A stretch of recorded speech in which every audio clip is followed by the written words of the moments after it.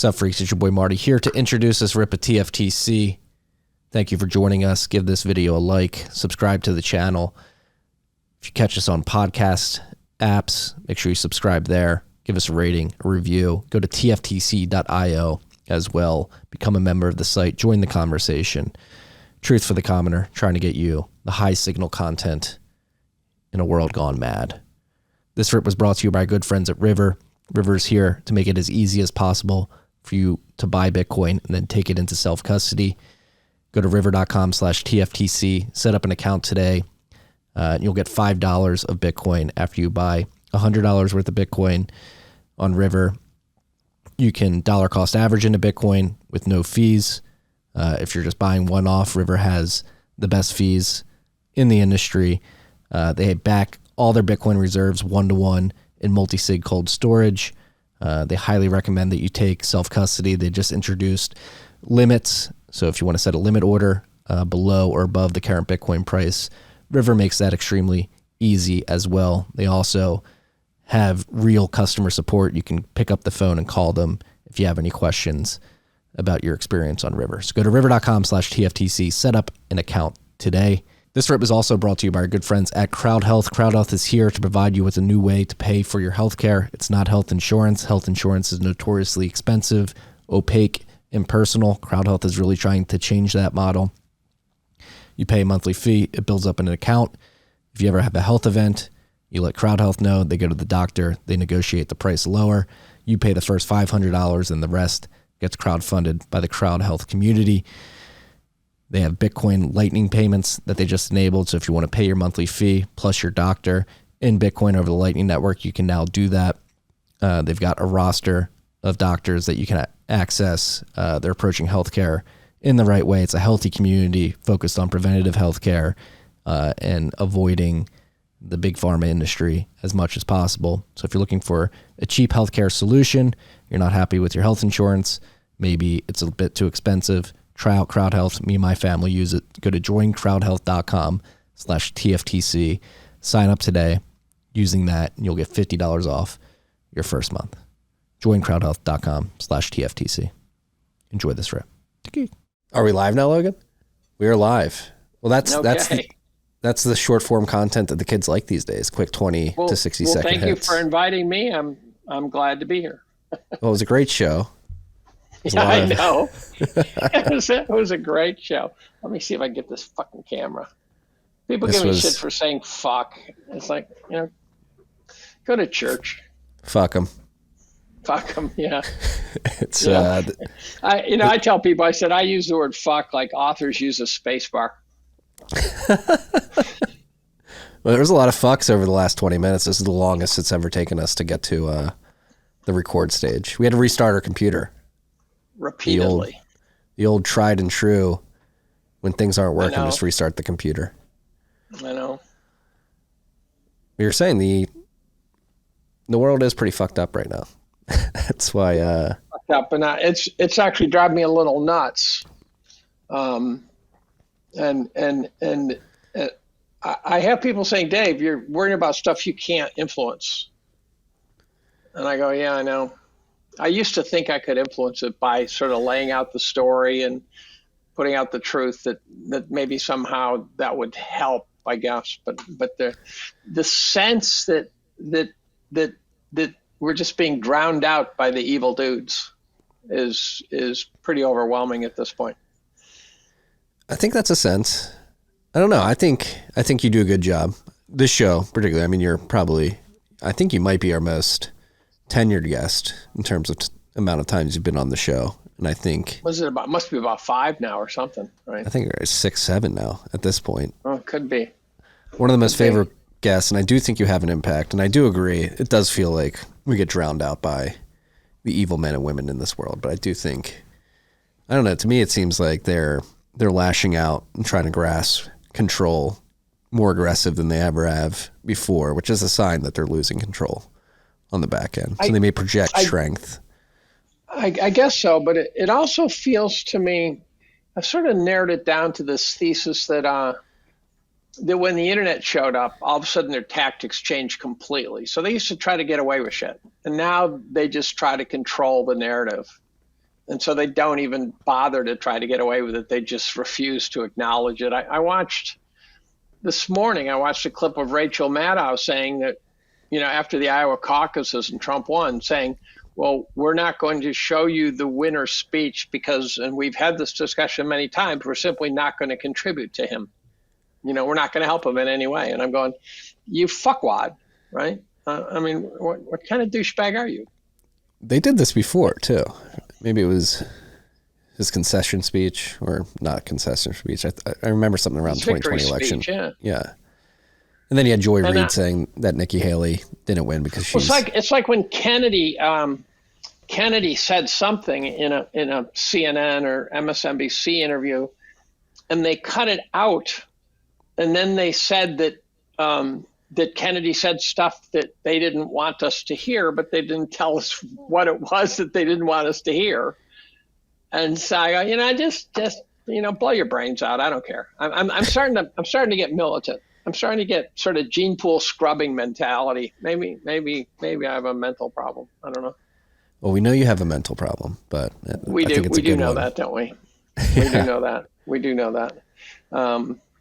And so maybe I'm doing too many podcasts. Maybe I've got some podcast disease or something. It's the best disease to have if you're going to have one. Well, but if I can't imagine what you have, right? How many of these a week do you do? 2 to 3, depending on the week. We're tying each other now.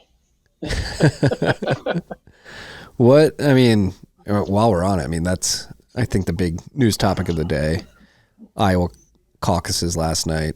Trump won by a landslide, and now everybody's trying to position him as the fascist that we need to protect the country from, and that'll be the narrative over the next 9 months. This is the most important election of our lifetime. We must stop Trump at all cost, despite what the Biden administration has done over the first 3 odd years of his administration, his tenure as president. Nothing but disasters.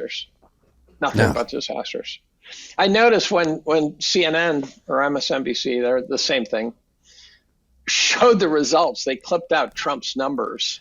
So that the screen was on Haley and what's his name, DeSantis. And she said, this is great news because we're down to a 2-man race. And someone said, are you aware you took third?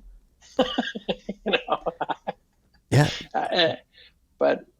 So watching, did you see that woman on Sunday morning talk shows, which is sort of the highest level of mainstream media?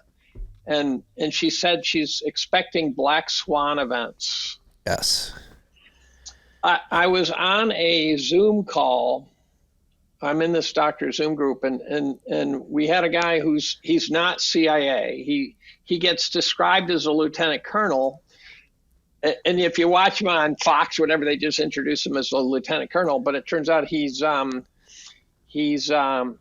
is Schaffer, Anthony Schaffer, Schaffer, and but they actually introduced him as a lieutenant colonel. He says, but that was my cover. I was basically DOD case officer. So it's kind of like the DOD's version of the CIA. And I can't remember where I was going with that, but it was an extraordinary interview where he talked about all the things going wrong in the world, and he's as nutty as us, actually. And at the very end, I said, look, I'm going dark, and I said I'm talking about things like child trafficking and stuff like that. He starts talking about Epstein. I go, no, not Epstein. We all know about Epstein. I'm going darker. And I said, okay, let me ask you this question.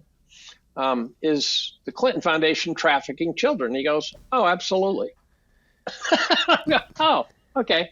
That kind of answers my question. If they got caught red-handed in Haiti, didn't they? Laura Silsby. But is she officially Clinton Foundation? I don't know, but the Clintons bailed her out. She got caught twice, actually. Yeah.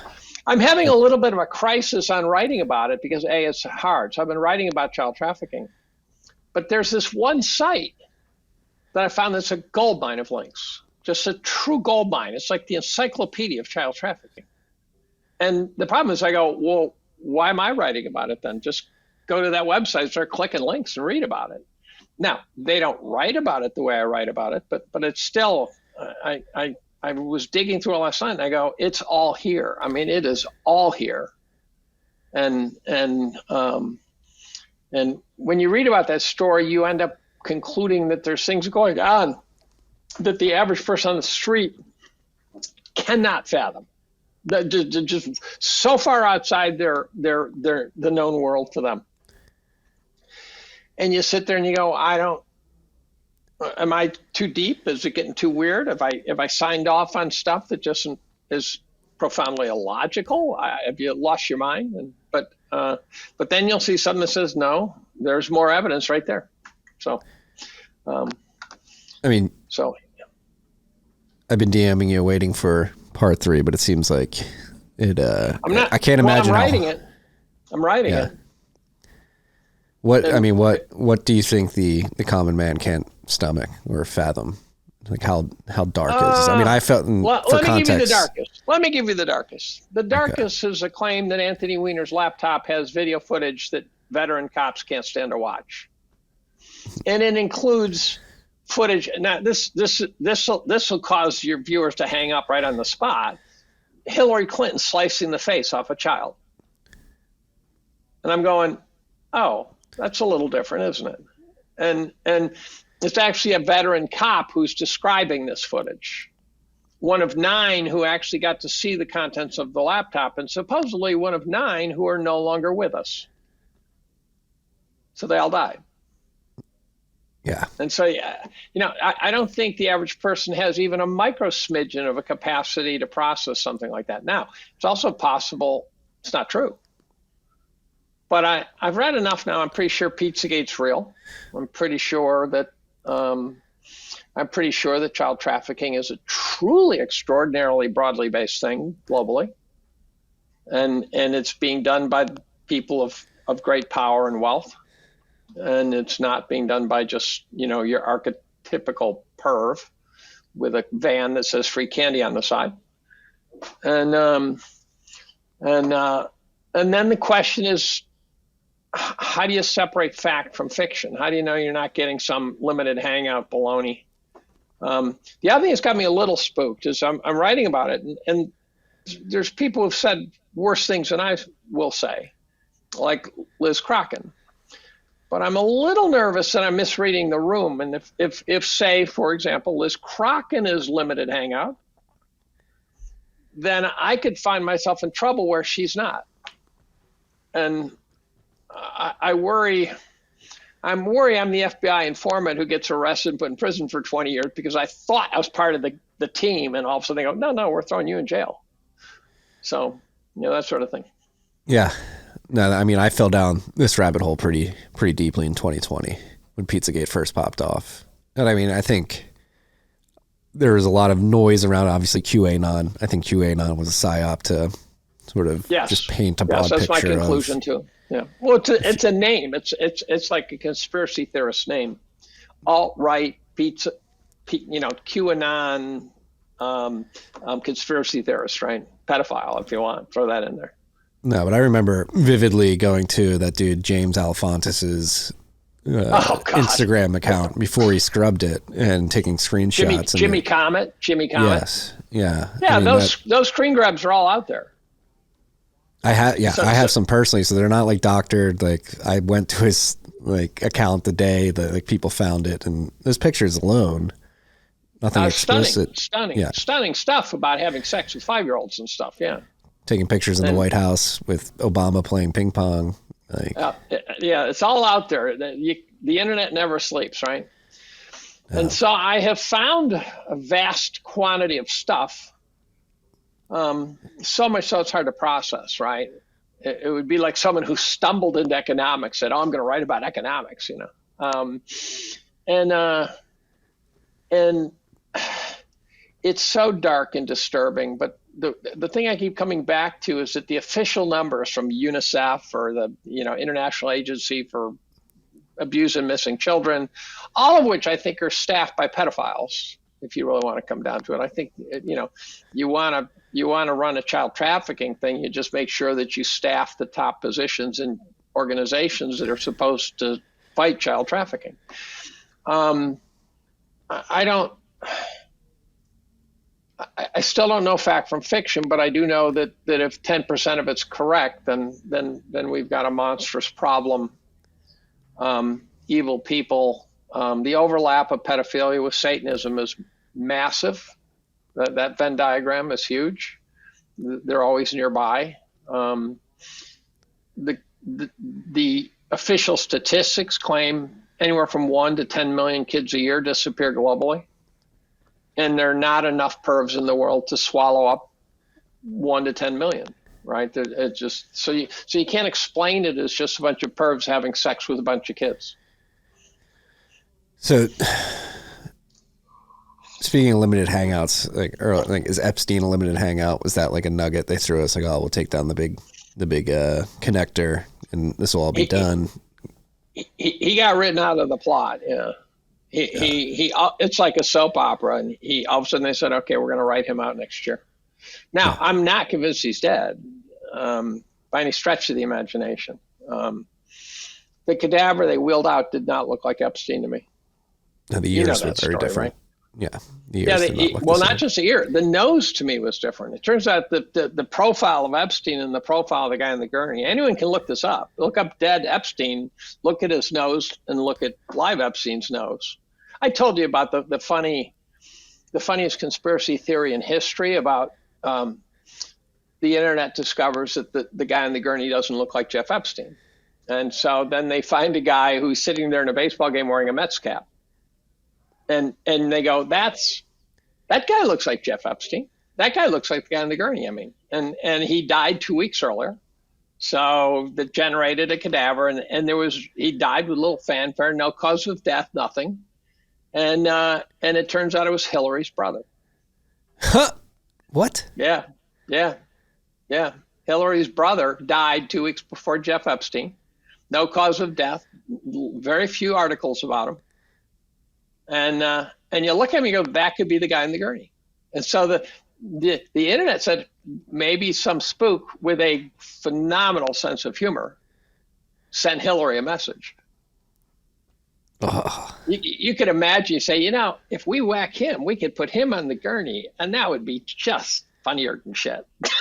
And so I give that a low percent probability, but if I were a spook and I thought of that, I'd go, oh, we have to do this one, right?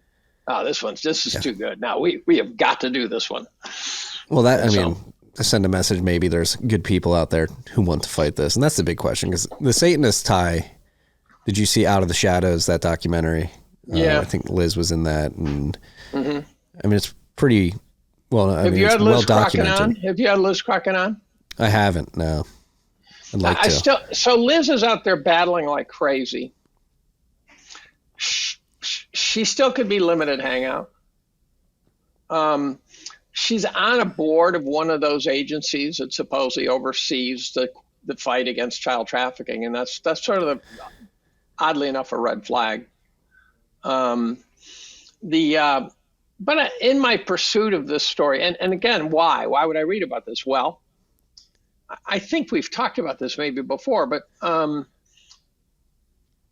what I've been baffled by is how there are leaders around the country and around the world who seem to be doing something that seems to be so anathema to what they should stand for. So let's go back to Europe when the invasion from North Africa occurred it was about 5 or 6 years ago, right? And all these millions of refugees came in, and where was, by the way, I'd rather go to split screen if I could put in my request.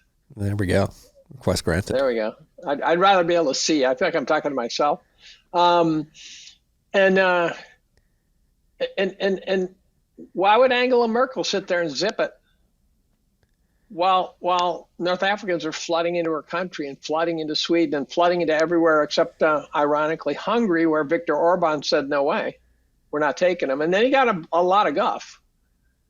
And so what? And they didn't do anything to stop it. And there's no way that they could possibly have concluded that bringing in a bunch of North Africans into Europe was a win. It's never been a win. And this isn't anti-Islam. I could go anti-Islam, but it's not. It's Islam and Christianity are so different that they're just two cultures that don't mix well. Forget about who's right and who's wrong. They just don't mix well. It's oil and water. And so this idea that with diversity brings strength, no, it doesn't. It's a team sport. You got to get along. You got to work as a team. They don't. Islam and Christianity don't work together well at all. And so they let that go, and then you get the border. They clearly opened the border. They didn't just not take control of the border. They opened it. They were crystal clear about how nothing would stop these people when they came. And now they're claiming they did, but of course they always do that. But so, hundreds of thousands a day are coming across that border. Yeah, I mean, the numbers alone from last year are stunning. Staggering. And as somebody who lives in Texas, it's with 2 young children. It's extremely unnerving. Well, it clicked the other day when I went to a convenience store. Some guy walked up to me, and I don't know where he was from, but he was working with a foreign accent and certainly could approximate a North African. And I was put back a little bit. He starts walking towards me, probably mooching money or something. But I imagine now, and it's not hard for you, imagine 10 of them. You're now in danger. You're in serious danger. And so if for example they dropped a handful of busloads in Ithaca, it would change Ithaca forever. It's a little tiny hamlet, with 40,000 people, and all of a sudden, if you can't go downtown dies, and then what happens, right? So, well, what is the goal of all this? That's what I'm trying to you hear people talk about the Great Replacement theory. Is it just simply to create chaos and division, to confuse everybody, to come down with stricter laws in the future, to take away more civil liberties? Is it certainly that's part of it? Is it just some satanic? Most of the statements are stupid. Most of the statements are, get more voters. I go, just rig the election. I'll tell you what, we'll give it to you. Just put anyone you want from your party in there. Just stop doing this, right? And I think the idea of bringing in immigrants for labor, maybe someone thinks that they can drive down the price of labor by bringing in laborers, but there's tons of Mexicans who would like to be here. These are not Mexicans coming across the border. We can handle that. We can let a wad of Mexicans in and say, here's the deal. We're going to bring in a whole bunch of you guys. We'll give you a license, whatever. The Mexicans are not the problem.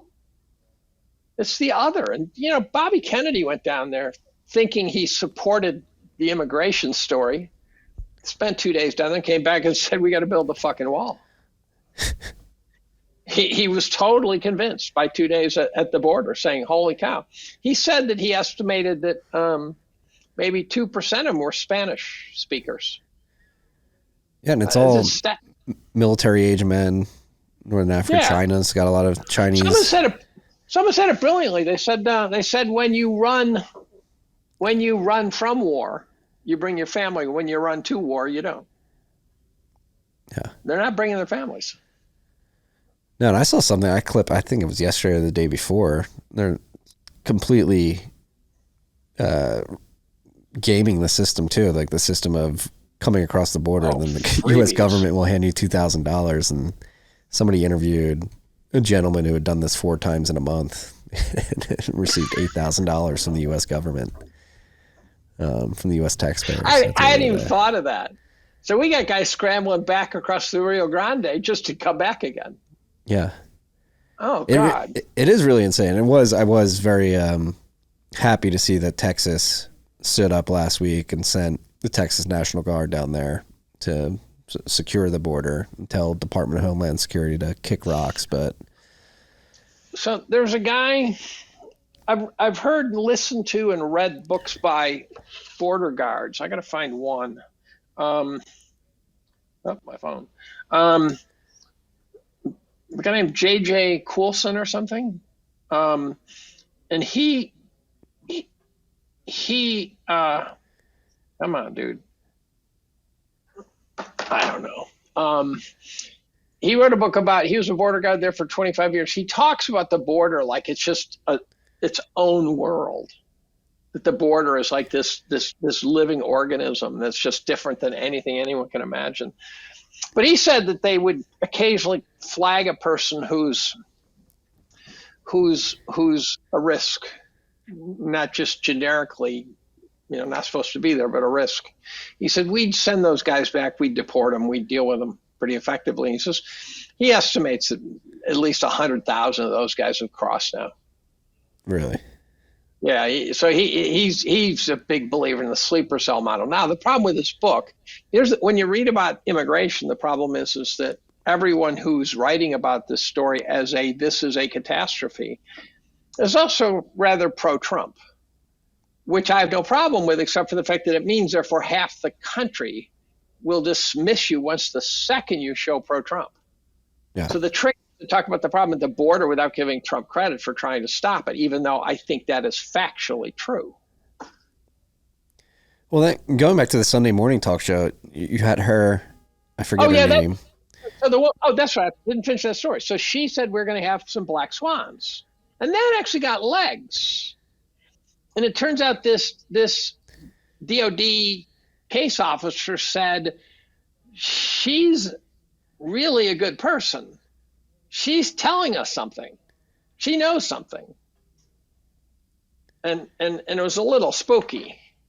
Yeah. Well, that's where things don't compute, because you had her say that, and then you also had Christopher Wray, I think, in an interaction with Lindsey Graham on Capitol Hill, where Lindsey was like, how many blaring lights are you seeing out there? He's like, Christopher was like, the most lights I've ever seen going off. The alarms are signaling. And so you have two examples of people in positions of power are supposed to like look over this, and they're agreeing, and they're essentially insinuating that there's, because of the immigration and the leaky border, there's probably going to be sleeper cells doing attacks. The sleeper cell model's terrifying, actually. Yeah, and yet they don't do anything about it. They're saying this is going to happen, and then they're so this gets back to this idea. So what got me into this again? What got me into the pedophilia story is I see people doing things that make no sense. Where I go, okay, politically I don't agree with a bunch of people, but we all seem to have some foundation level belief in our system, and I'm seeing important people who do not have that now. And I was looking, it's like an astronomer looking off into the galaxy and saying there's a force out there we can't explain. We can't, the orbits are acting funny, and we go, black hole. Right? So I was looking for the black hole. I was looking for the thing that was causing perturbations that were not explainable. And I sort of glommed down to this on the surface, Epstein, which I think is in itself profoundly real. I mean, I think you make a career, as Whitney has shown, just chasing the Epstein-like stuff. But I think it's way deeper than Epstein. I think Epstein's a highly sanitized version, because Epstein's basically getting a bunch of leaders and blackmailing them and shit like that. But it's you sense he works for our CIA and the Mossad and stuff, and it's not positive that if you're going to get blackmailed by somebody that those are the worst guys to be blackmailed by. Now, I still am not convinced. I'm not convinced the CIA works for us. I think they're domiciled in the United States. The analogy is J.P. Morgan, a U.S. bank? The answer is no. It's domiciled in the United States, but it's got branches in every country in the world. So there's no way that J.P. Morgan necessarily, or even for that matter, the Federal Reserve. The Federal Reserve will do what's right for the banks. And I think the CIA is domiciled here and gets a budget from us. I read the book Operation Gladio, and it's about the drug trade. Now, we all knew that the CIA had their fingers all over the drug trade. It turns out they are the drug trade. They don't just have their fingers in it. So the CIA, the Vatican, who are the bankers, and organized crime, who do the street level stuff. So CIA handles geopolitical. Vatican handles the banking, and the mafia types make sure the drugs get into the junkies, and so that is the drug trade right there. So you're going to go against those three try to take over their territory? No, not a chance. So the CIA, these guys, this triumvirate, we're looking for better revenues, and so they said, okay, we're going to move it into this region of society and that sort of thing. And then the question is, does the CIA work for us? Or are they just an international crime syndicate that has a line item in the budget that can't be audited? That can't be audited. That finds money. And their black budget is so much bigger than their non-black budget. Yeah, I think Tucker, he said something about this on one of his shows a couple of months ago. But when he was living in Northern Virginia, his neighbors were CIA agents with multi-million-dollar homes. They're supposed to be making a government salary of like $250,000 a year. Is my shocked face. But it does, yes. Like, if they run it but that's where it seems like things are getting out of control when you bring fentanyl into it, where it's like they've gotten too greedy for their own good. Well, that could be the Chinese, though. That could be the triumvirate I just described going against the Chinese, because I think the Chinese are the source of the fentanyl. So to explain all this bizarre stuff, you can sort of bring the pedophilia as the way, if you're going to have someone run the world, it's real nice to be able to tell them how to do it, right? And so you blackmail them and you say, oh, by the way, and I don't think they blackmail powerful people. I think they actually blackmail people and then give them power. I think if you're not corrupted, then you don't get the job. Mm-hmm. And I ran into someone else who said that, and I go, did I channel that from them? Is that possible? Because I thought I invented that, but I don't think so. And so, I think that's part of the problem. I believe that to explain what we're seeing, you have to believe that someone is attempting to destroy the United States. It seems like it. Yeah. And Soros, I used to laugh off Soros and say, every time you have something you can't explain, you blame George Soros. It's kind of stupid, but I'm beginning to sense that it's not just George Soros, but he's just probably one of many fingers in the pie. And the prosecutor who prosecuted Daniel Penny for saving lives on the subway, killing a guy in the process, which was fine by me. I didn't care. He saved lives. And it was the same prosecutors prosecuting Trump. I'd prosecute that guy. Yeah. No, I mean, we see it in Philadelphia too. Trump, or excuse me, a Soros-funded DA. I think it's come down here, Texas, Austin. I think Garcia, Soros-funded. And that's the other thing. I mean, the big trend over the last few years too is just in big cities, San Francisco, New York, Philly, Austin to a certain extent, a lesser extent, but an extent nonetheless. Just get these DAs in and don't enforce any laws. And we see Have you examples. dug into the concept of technocracy? Have you dug into that? I can't remember the author of the book. Who's the author of the book? I can't remember the guy's name. Whitney and I have talked a lot about technocracy. And that goes back to the 30s, right? That goes back to when the Trotskyites and the capitalists were battling for how to run a technological society. And the capitalists had just screwed the pooch by generating a credit bubble. We're in the middle of the Great Depression, and the Trotskyites were going to make some serious ground, right? And so technocracy came up, this idea that technology would help run the world. The latest version appears to be a borderless thing that's more about regions. Very Hunger Games sounding to me. And which, by the way, I think Hollywood doesn't just make up shit that kind of looks like reality. Hollywood makes up shit to make reality look like fiction. Yeah, and as you're saying this is I'm reminded of something I saw this morning on Disclosed TV. Klaus Schwab says we risk becoming much more ego-centered on a national and individual level and wants to break this cycle. So saying Patrick Wood, the guy who wrote Technocracy. And then you that van der Leyen or whatever her name is, that Nazi from Germany, talking about how the biggest problem is misinformation. Could they more clearly tell you that censorship is going to become even more oppressive than it is now? Yeah. Did you see that? Did you see that Google warning, the AdSense warning from last week? No. What was this?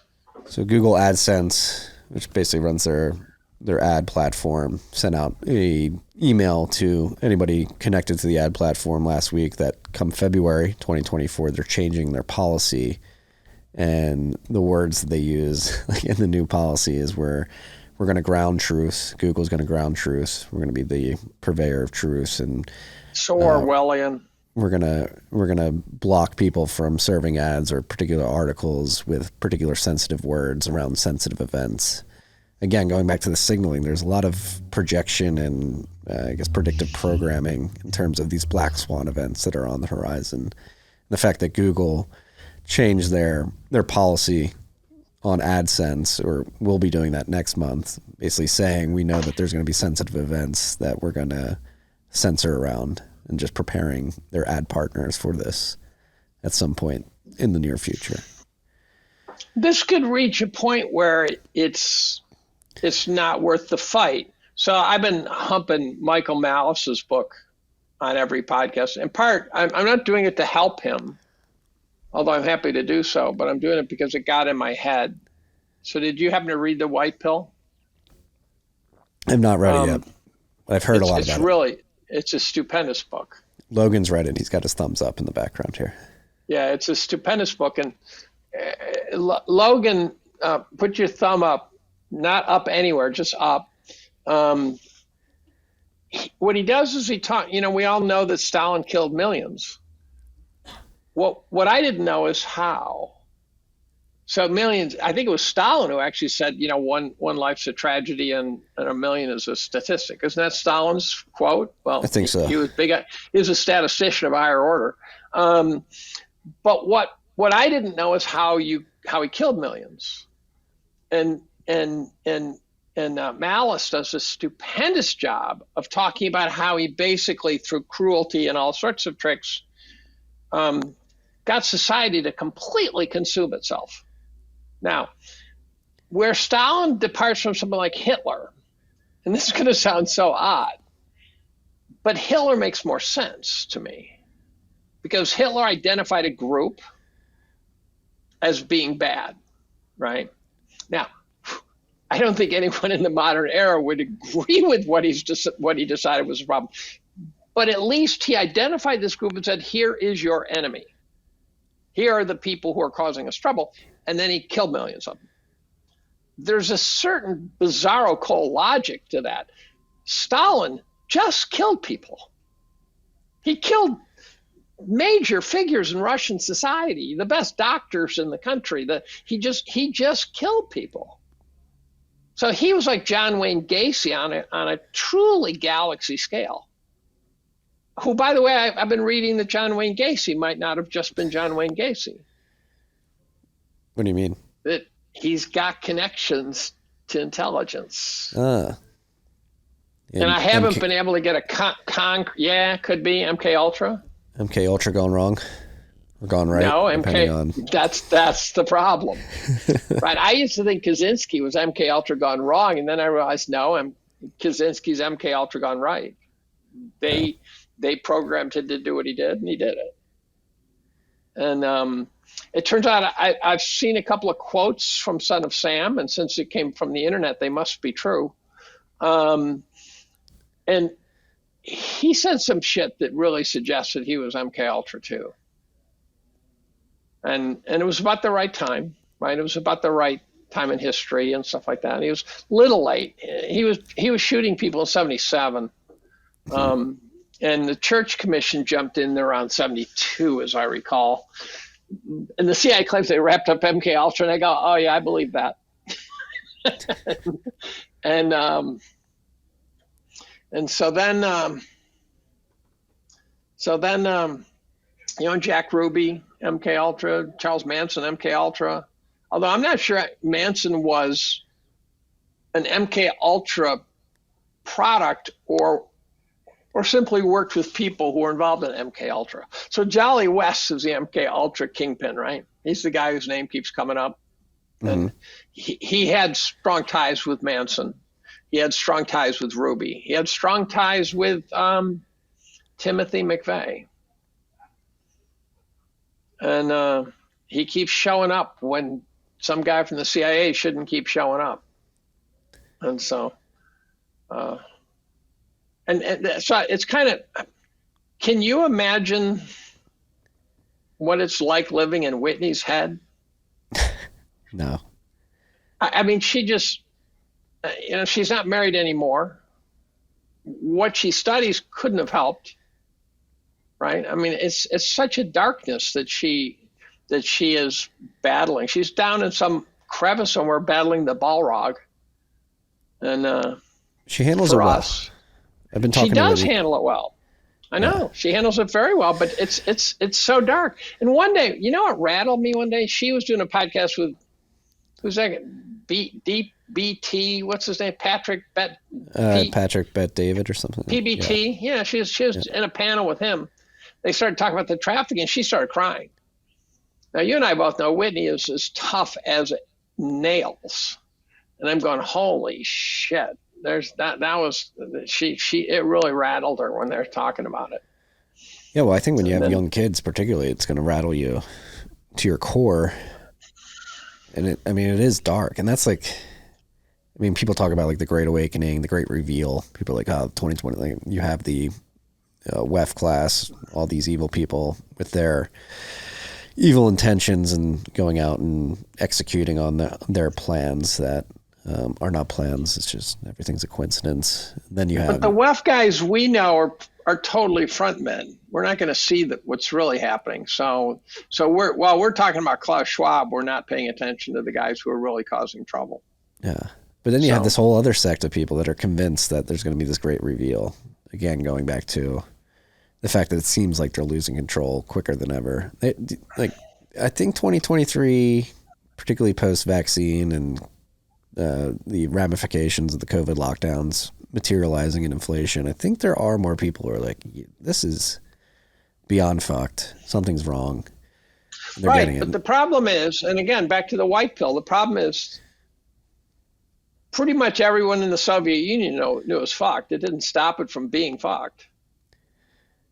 Well, that's why you need somebody to write a piece like "Live Not by Lies." That's something I've been really focused on. Is like, how do we engender? Did you just read that? "Live Not by Lies" is very good. When you stop telling your kids the truth for fear that they will somehow blurt it out and somehow either get themselves or get you sent to a gulag. But I think I went off the deep end a little bit a week ago when Biden was bragging about putting guys in jail for 870 years. Yeah. I just lost my shit on that. I just look at him and I go, send that guy to hell, right? Get out the guillotine, steal with that guy. Let them eat cake. Even if people deserve to go to jail, it's still a sad moment in U.S. history. He should not be bragging about it. Now, I also deeply, profoundly believe that 870 years of jail time is ridiculous. And I believe that the people, here's the thing I don't understand. And I get into this, and one of these days is going to get me in trouble. But so I like to put it third party. Imagine you're some dad or something, and your kid gets sent to prison for 5 years for something that's totally innocuous. Aren't you going to get even? You certainly would like to, whether or not you do. Right, and but it's I'm watching this. My wife was watching this TV show Frontier. It's about 1830, sort of little village on the Hudson Bay and traders and stuff. And there's some guys who are just supreme dicks.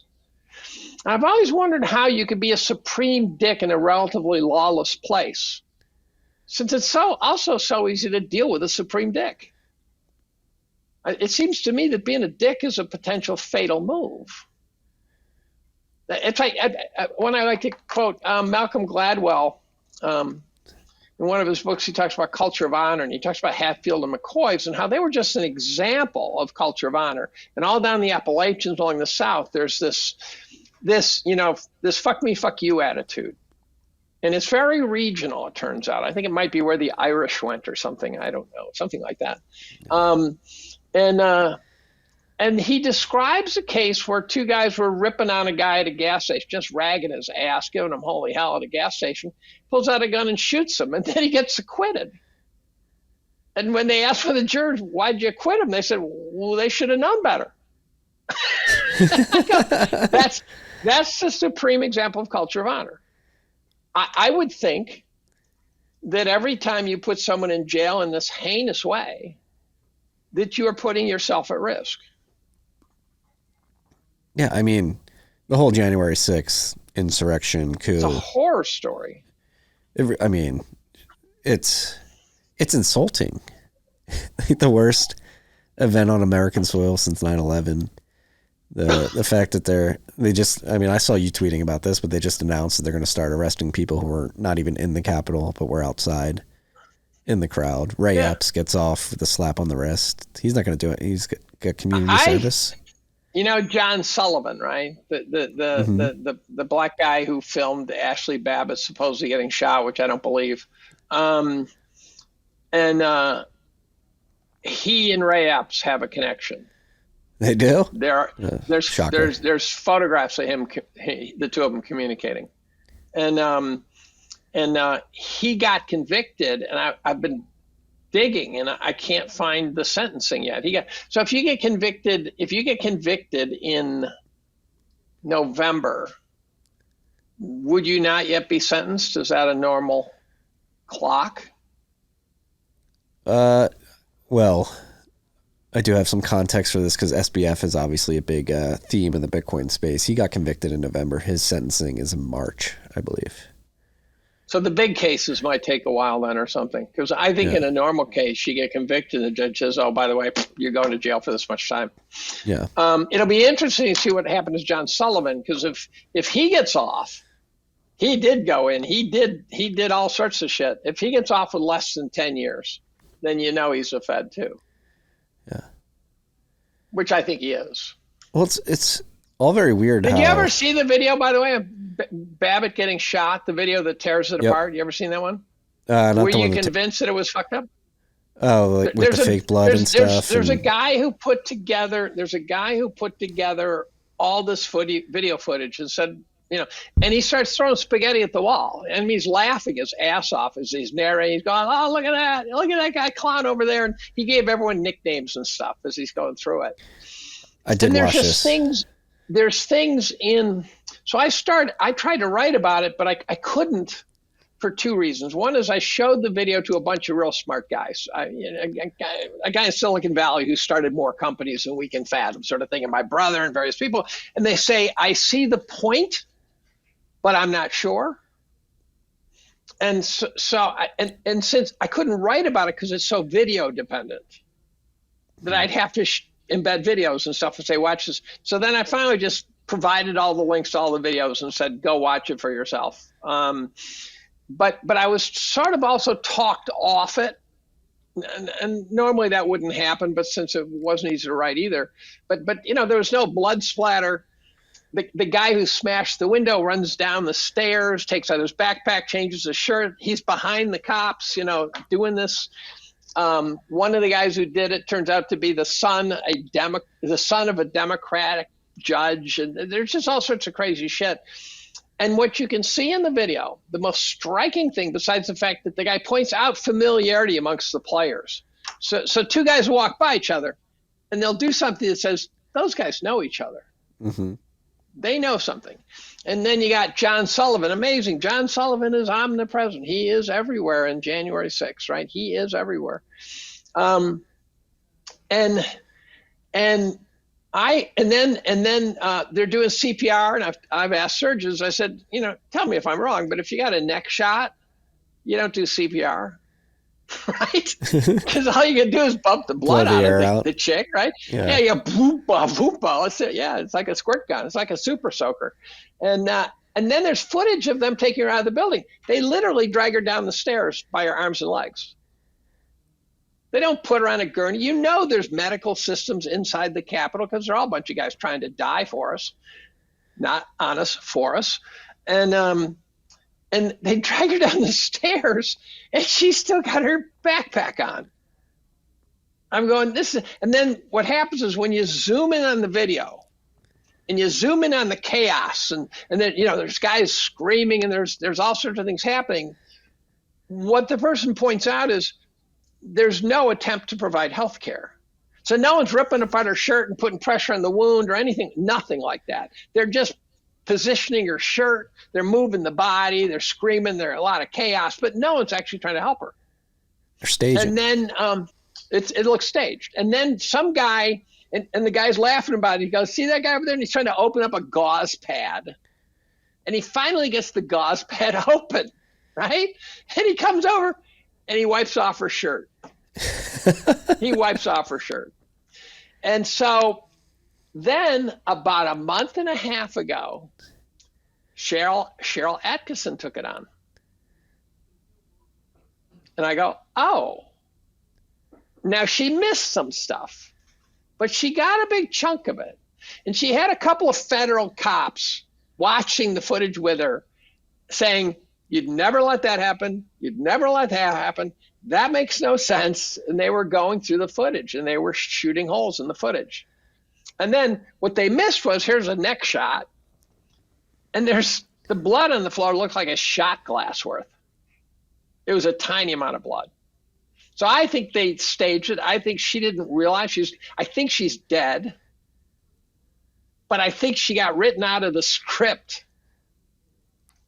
I'm guessing that the thing was staged, but then someone jammed a needle in her ass on the way out the door, and off she went. And you're not gonna do an autopsy on her, right? Because the whole thing's staged anyways.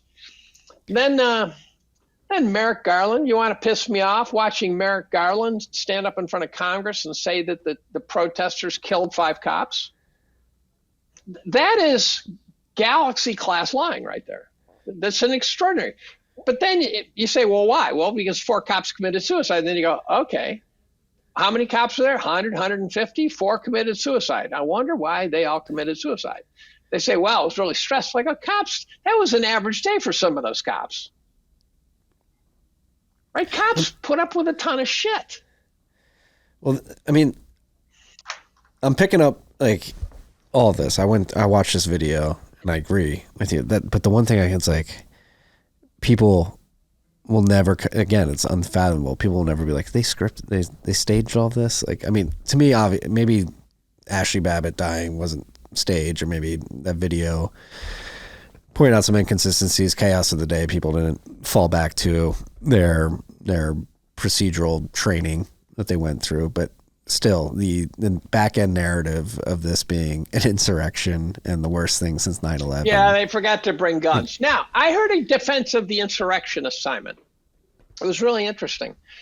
Did you watch the debate on Zero Hedge between 3 annoying as shit lefties, the Krasenstein brothers and some other guy, I can't remember his name, and then 3 others include Glenn Greenwald and Alex Jones. Now, I caught clips from it. Alex made it unwatchable.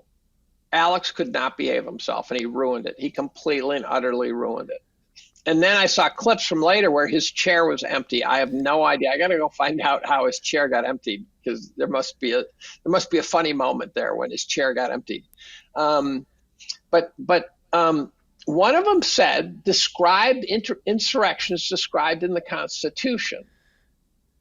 And you could kind of say, you could make that fit. Now, here's the problem.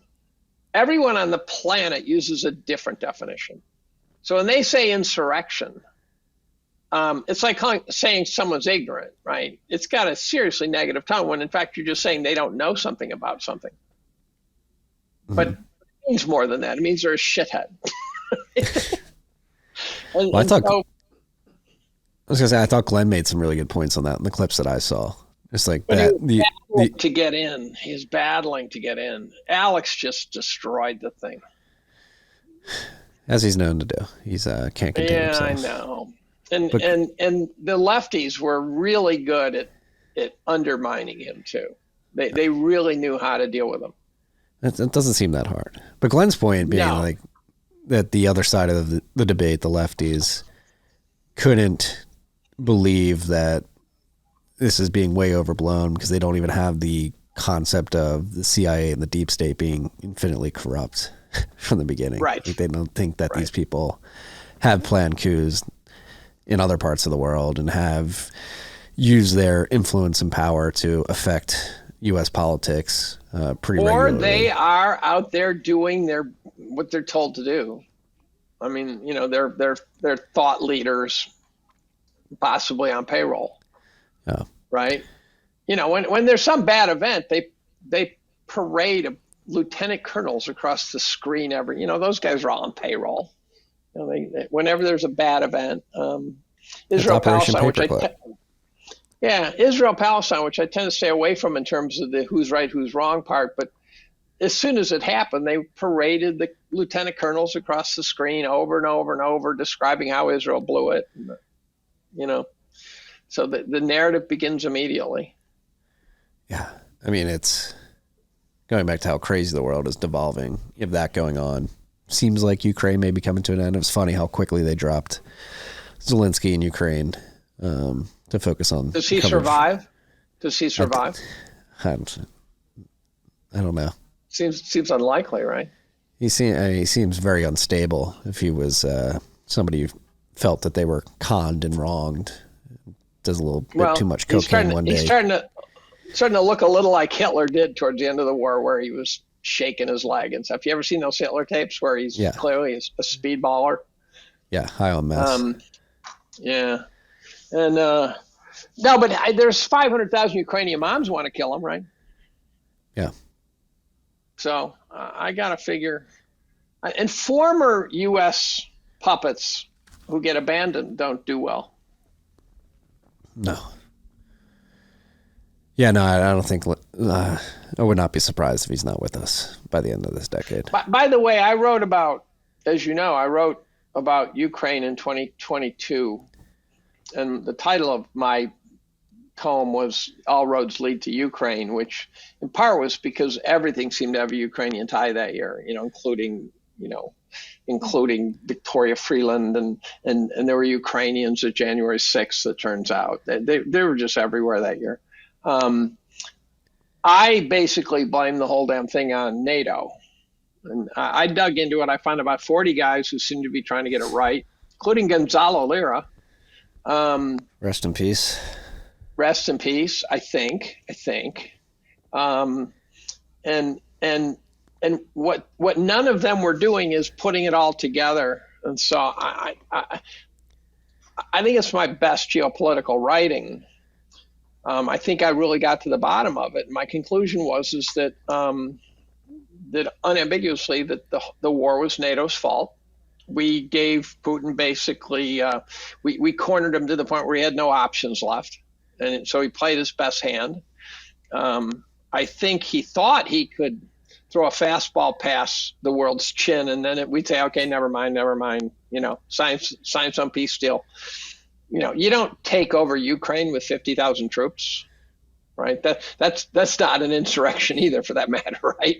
And then when NATO played hardball, he said, "Oh, okay." So he rebuilt his army in earnest, and now he's turned Ukraine into a killing field. Yeah. And they didn't have to die, and it's because Victoria the Hutt insisted they die. And so I get mad at the sanctimony industrial complex, the ones who have their Ukraine flag one day and their Palestinian flag the next day, and and I go, where were you while we were doing all this? Why weren't you speaking up when we killed 4.5 million people in the Middle East over 20 years? Where were you? Where were you when the Saudis were bombing the Yemenis with U.S.-based weapons? Where was your protest? Their program malware, it's triggered by the media, wasn't triggered for those events, right? That's right. That's right. But why is killing 4.5 million Middle Easterners not considered a Holocaust and a war crime, right? It would be in a sane society. It will be eventually, in retrospect. I hope. There's right. Do you have any hope? Do you have any hope that we can get out of this? I think we got to go through the valley of death to come out the other side. And generally, the trip through the valley of death is not a day trip, right? It's not a short journey. The Great Depression was about 10 years. Felt like a century. The 70s was a pretty ugly time for us, really, and bell-bottom jeans and. But we got through it. This one I think will be uglier because I think we are, more in debt, more unstable. We really have, again, getting back to this idea that our leaders seem to have lost the sense of what we stand for. They don't, fine, take your grift, but I think, for example, when the Italian mob was helping us during World War II, I think the Italian mob were patriots. They were rough guys, but I think they had a fundamental belief that they were doing the right thing at that point. I think, their neighborhoods were always pretty crime-free and stuff, and now I just don't see it. I don't see anyone who seems to support what we used to stand for. No. Republicans are only marginally better. Nah, it's all uniparty. They just try to force Nikki Haley down everybody's throats. Oh God, you can feel this happening too. It's like some porn flick and you're the gag. Right. Well, maybe I'm naive. Maybe I'm too optimistic, but it does, again, feel like they're losing control. And then obviously we just talked a lot about corruption and geopolitical stuff, but then you tie in the financial side of things. I find it really hard to believe. But when Stalin started killing people, was he losing control? No, he was actually gaining control. Yeah. But again, I think our DNA is different. Our DNA is different. It is. We have a history of not putting up with guff. But then it's going to be, it's going to be up to the MAGA team or something, right? It's going to be up to, and it's not just, MAGA is the pejorative term. I'm thinking again, a MAGA hat. MAGA, in 2016 election, I sensed something epic was happening. I didn't think he was going to win, but I sensed there was something changing in the country. And one of the things I wrote about was the fact that I said that it's just a flicker, but it looks to me like the black community is moving to the right.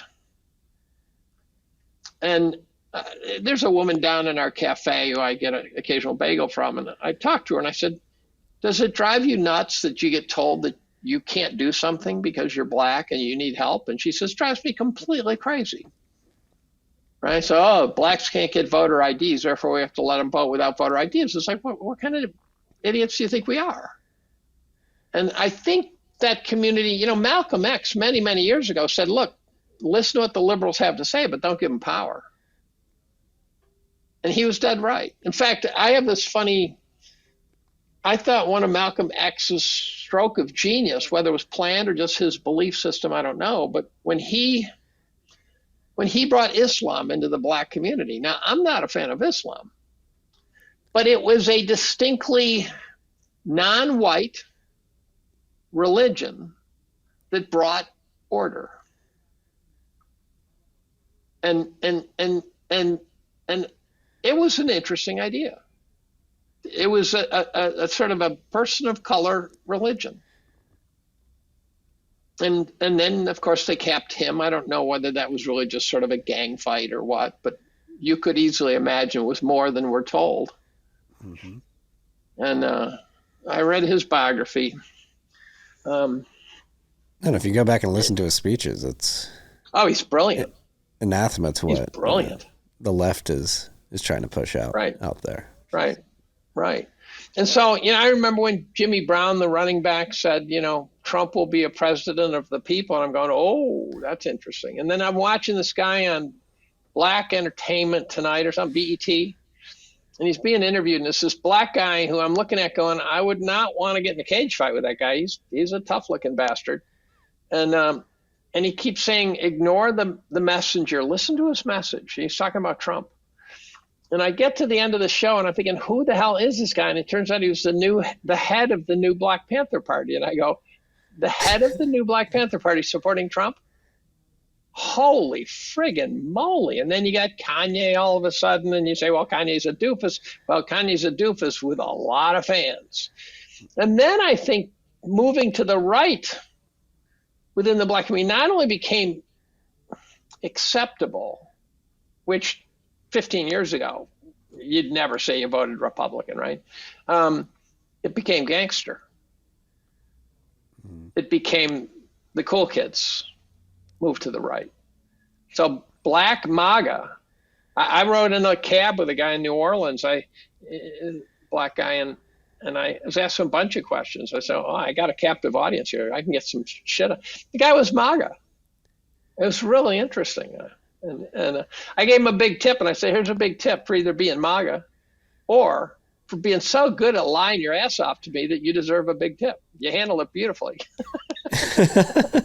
He read me and he played me, and I said, you deserve this. Well, and this begs the question, like, what the hell is going to happen in November? Because obviously now it seems pretty clear it's Trump versus Biden or whoever they replace Biden with. I can't see a good path. Because it was already pretty clear to me in 2020, Joe Biden's rallies where people were standing in circles. There was like a dozen of them, maybe. Right. And Trump would fill a state with lines around the block, right? Yeah. And is the power of the white middle-aged Karen that strong where they don't need to show up and they can just vote Biden I into think the when White both House? parties want him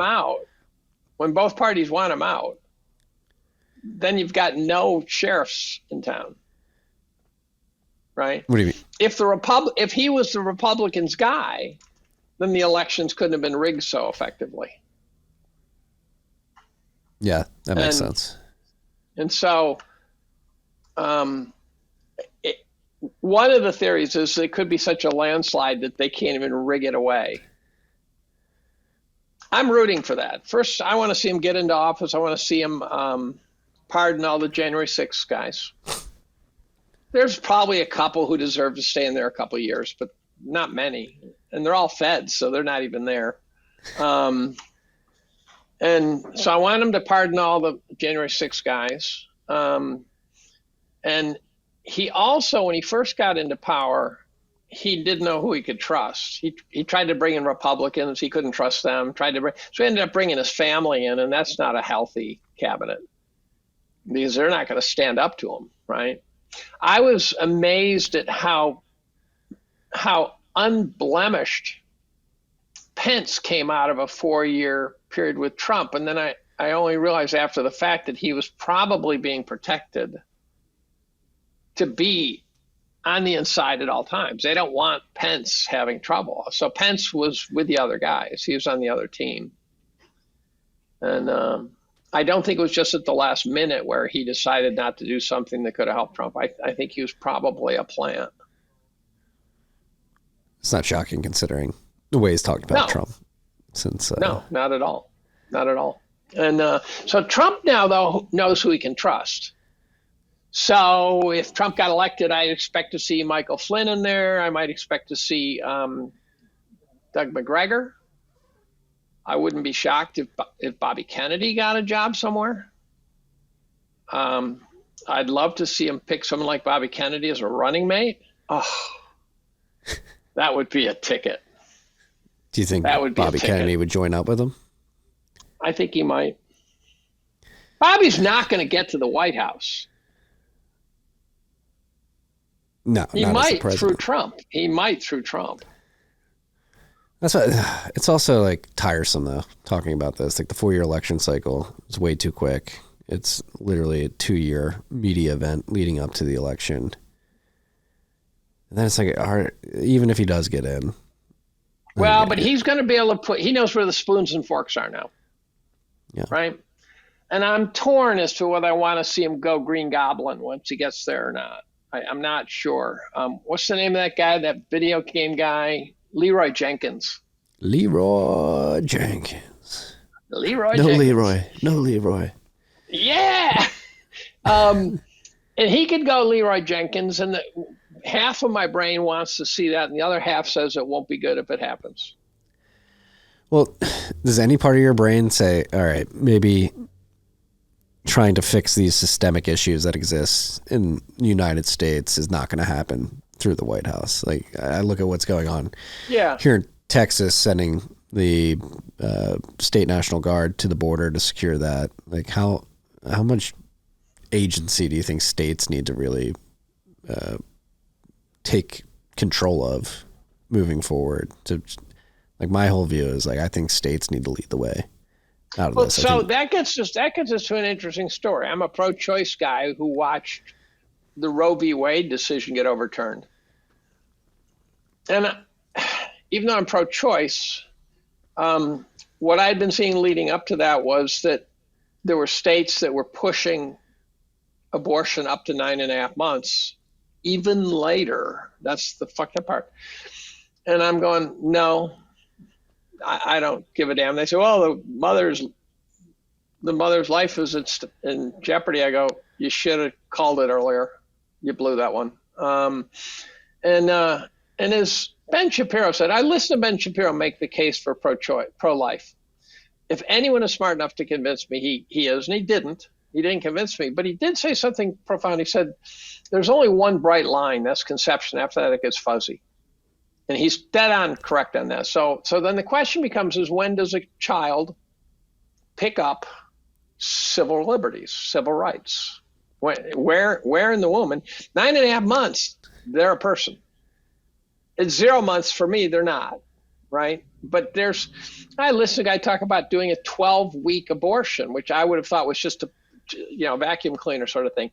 No, they pull arms and legs and stuff out, right? It's really an ugly story. So what I can say is that if you push me to go either 9.5 months or no abortion, I go to no abortion. They're going to force me to support the other team if they and the activists were pushing that for reasons that make no sense to me, just to cause trouble or something. So I think the Supreme Court might have gotten pushed into making that call. Now, where I'm heading with this is there's no reason why the people of Mississippi's moral values should be the same as those from California. And I think if the state of Mississippi wants to say, look, we as a state do not believe in abortion, that's reasonable to me. And you can move. Not everyone can move, but you can move. I think there's a downside to it. I'm still pro-choice.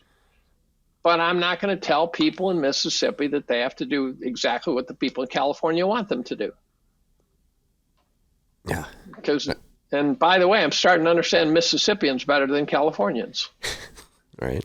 Right? Because the Californians, the ones with a brain bigger than a walnut, have moved to Texas. Right? Yeah. They're all my neighbors. Right. Yeah. So the states' rights model, right? Ron Paul. Yeah. I mean, it makes a lot of sense. Everybody can go their separate ways, do their own thing, trade with each other. So that's the opposite of the globalist view, except for we were talking about technocracy. Technocracy has this idea of regions. And that instead of having countries, you just have regions, which really smacks of, that's why George Soros is planting people in lower positions. Because if we go to a regional model, then those people become relatively important. Mm-hmm. And so it gets real creepy real fast. I don't want someone in Brussels telling me I can't have a steak because I've used too much carbon that month. No. But it's all getting too absurd. Again, maybe I'm naive, maybe I'm optimistic, but I feel like they're pushing too far. And it's like, that's like the whole, again, why I'm in Bitcoin. We just need to defund these people, take away their power, the money. So are you supportive? I always by mistake do hodler podcasts and then walk into a Bitcoin debate. Are you supportive of the ETF? Is that a plus or a minus? I know I wiggle like a son of a bitch. I've been told by my brother, he says you wiggle so much, but I can't stop wiggling. I mean, it's neutral. I wouldn't recommend that people get Bitcoin exposure via the ETFs. I think it's the least optimal way to do it, and I could see. So where's the downside to it? What's the forget about the downside for Bitcoin, but is there risk of? Do you think the ETFs could end up just completely hosing people? No, I do think they'll have the Bitcoin to a certain extent. I mean, they could hose people if the government. So it's not good for the sort of the apocalyptic end game, right? Then you don't want to own the ETF, right? Well, it doesn't even have to get to apocalyptic. I mean, I can make a very strong case that Bitcoin, the network itself, enables you to do things that you can't do via shares of an ETF. Like people listening to this podcast now, like they're streaming us Bitcoin, as you know. Like you're not going to be able to do that with the ETF. And I do think there's a strong case that could be made that the technology side of Bitcoin, the networking side, can enable these use cases that will actually force you to have direct exposure to Bitcoin to interact with these. Here's the deal. See, the no coiners, GLD has got the same sort of problem to me. I don't think GLD has the gold, so to speak. I don't think GLD was a plus for the gold market. That's why I asked that question. So I think GLD was put into place to provide to saturate demand, so that people wouldn't actually try to get the gold; they would just get GLD. Yeah. And so I view the ETF as potentially not good for Bitcoin. Not necessarily bad, but not good. But here's the deal. I'm happy to own GLD. I don't own much because I bought all my gold as gold, a lot of it. But by having the ETF, it allows you to have exposure to Bitcoin. And when you say, oh, it's getting kind of sketchy, I would like to have some. It allows you to basically get the protection of Bitcoin's gains. And then you say, now I'm going to switch it over to the real thing because I want to be able to do A, B, and C. Yep. Well, I'm not sure they switched. So as a no coiner, I can tell you the ETF is attractive. But you're going to have to sell that share and buy Bitcoin. That you can't take in-kind redemptions the way the things are structured now. But if the guys who say, look, Bitcoin's going to 500,000, that ETF will be a good deal. Oh, yeah. No, I mean, that's like the quote unquote positive is it does make it very easy to pour a shit ton of capital into Bitcoin, and comparing it to GLD, like Bitcoin being able to verify that the Bitcoin's actually in the proverbial vault is a lot cheaper and easier. So you could. But so what'll happen though is if they start doing the ETF as a fractional reserve system, it then hurts Bitcoin. I think. I think it would hurt people with exposure to the ETF more than Bitcoin itself. It hurts Bitcoin to the extent that it pulls demand away from the actual coin. Right? If I can buy GLD, get exposure to the price of gold without actually causing a supply-demand move, right? If I buy gold, it puts a demand on gold, which pushes up the price, maybe not much. Whereas if I buy GLD and they don't have any gold, then they'll just make more shares of GLD, right? They'll just give them some more. It's like Nvidia was talking this year about how they were going to offer more shares because of the eager investors. I go, it's a Ponzi scheme what you're doing, right? They're at what, like 242 PE ratio right now. Nvidia. I think it's even worse than that because I think those are probably fake numbers. I think they're at 50 times revenue. Yeah. 50 times revenue means that they're crudely speaking about eightfold over value. Yeah. It's, indicative of asset bubbles. But back to my biggest worry with the ETF, particularly when you juxtapose what was going on in parallel to the approvals and launch last week, was the Treasury and Elizabeth Warren. You had the Treasury sent a letter to the House Services Committee and the Senate Banking Committee basically saying, we don't want individuals to be able to hold their own keys, hold their own Bitcoin. And my biggest worry, I think the biggest risk, and again, it's not to Bitcoin, it's to Bitcoiners living in America, is that now that the ETF's out there, the Treasury will try to make a move that says, all right, you guys can have Bitcoin, but you can only access it via the ETF. You can't hold your own wallets. You well, that's right. Go peer to peer. So the two ways you undermine Bitcoin is to either institutionalize it to death or to try to just squash it. And the institutionalization is the one that seems like the path of lesser resistance. Yeah. But again, going back to getting sloppy, last week was beautiful on all accounts. I mean, you had the SEC get their Twitter account hacked. Somebody sent out a tweet that announced the approval too early. That moved markets. Now it's like, all right, the SEC, the police in this market is completely incapable of even protecting a Twitter account.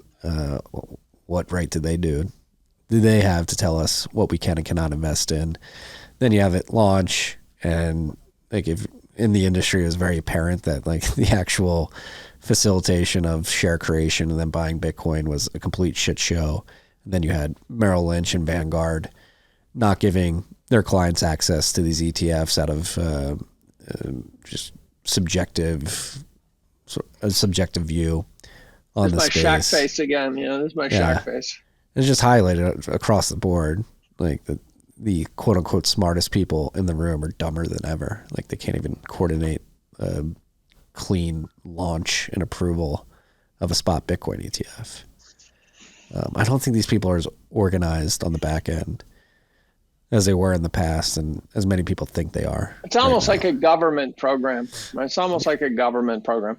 Yeah. I mean, it's technocracy. I mean, that essentially what that is, the merging of the private sector and public sector, the big tech firms and the government. That's what's happening, and it's just, I think it's collapsing under the weight of everything that they've built.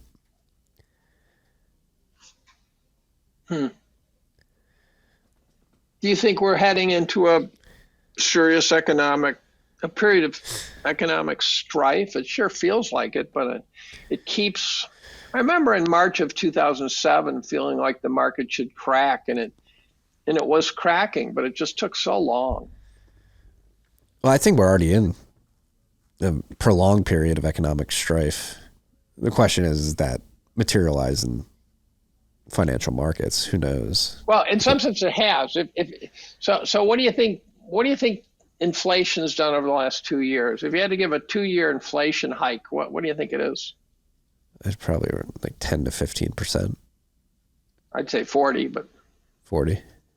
Yeah, but the Chapwood Index has it at like 18 and 13 for the 2 years. So it's around 30 by the Chapwood Index.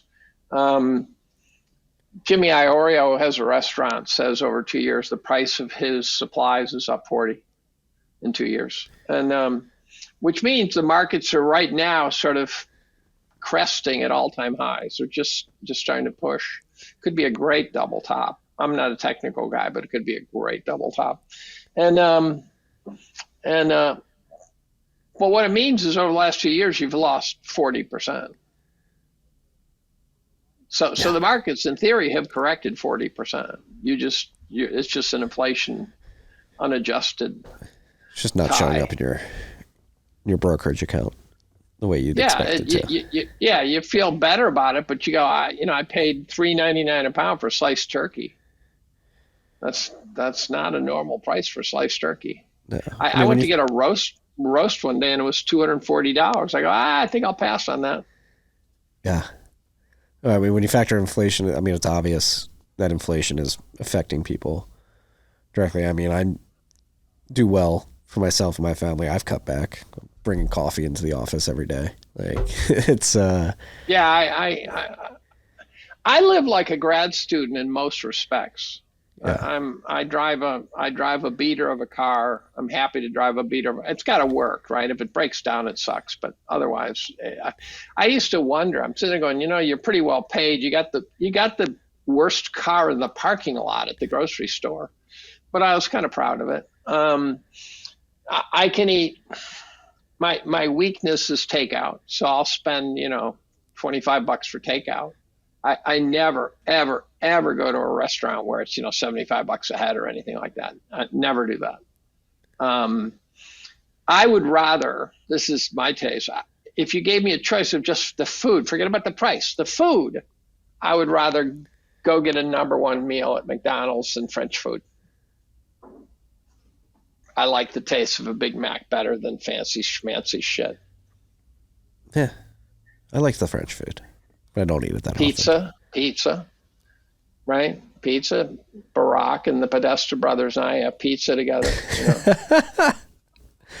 Well, the inflation's one part of it. I've noticed personally, anecdotally, and I'm sure you've seen the headlines. And I know a handful to a dozen people that have been laid off in the last 9 months, still looking for jobs. Yeah, and so then the question is, how is this happening below radar? Yeah. There's something so odd here, and you hear about the tight labor market. I go, that's not tight, it's necrotic. I mean, there's something wrong with it. There's something about it that's broken, but it's not acting like historically broken markets.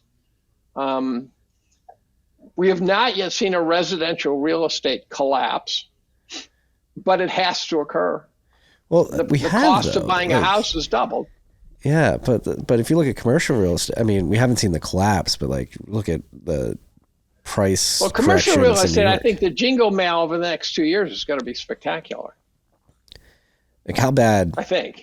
How bad do you think it gets? Because it's starting to get it seems like we're on the roller coaster going over the peak right now. Let's just start with simple things like malls. Malls are all dead.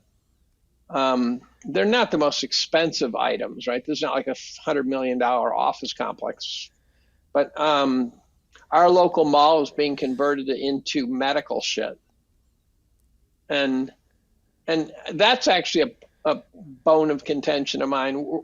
We're going to get a ton of people blathering on about how pharma's going to do well as the boomers get old and all this shit. The GDP, the component that medical care contributes to GDP is just a flawed component, because what medical care represents is the cost of keeping a rapidly depreciating asset on the road. So it's like having a 1965 Corvair that's breaking down all the goddamn time, and you're saying, well, that's good for the economy. No, it's not. Your car's falling apart. And so medical care is essentially a tax on society. So it's going to contribute to GDP, but it shouldn't. It's not product. It's not a gain. It's the cost of a depreciating asset. Yeah. Well, and that's where things get really daunting, is when you consider all the unfunded liabilities, whether it's Social Security, Medicaid, Medicare, and then the health of the country, the literal health of the people in this country, like the cost of all there's this stuff. Another funny thing is everyone's pretty pissed off, right? I mean, I would say the average person is pissed off in a host of ways, right? Yes. If we are coming off a market top, normally you come off market tops, like you can't really recall this, but coming off, say, the 2000 top, we were euphoric as a society. Brave new world, internet, digital world's going to save us. Everything's wonderful. Nothing but blue skies. And also it's like, well, it's not working quite right. Right. So what the downturns do is kind of knock that out of you. It takes away the euphoria and brings you back to earth. We are coming off a top in which everyone is pissed off. Let's say you cut their retirement portfolios in half, which I believe is not only quite possible, but quite rational. How euphoric are they going to be? And then all of a sudden, when you start looking at Biden's and all these crocs of shit in the world, they're just going to get madder and madder. You destroyed my life, you piece of crap.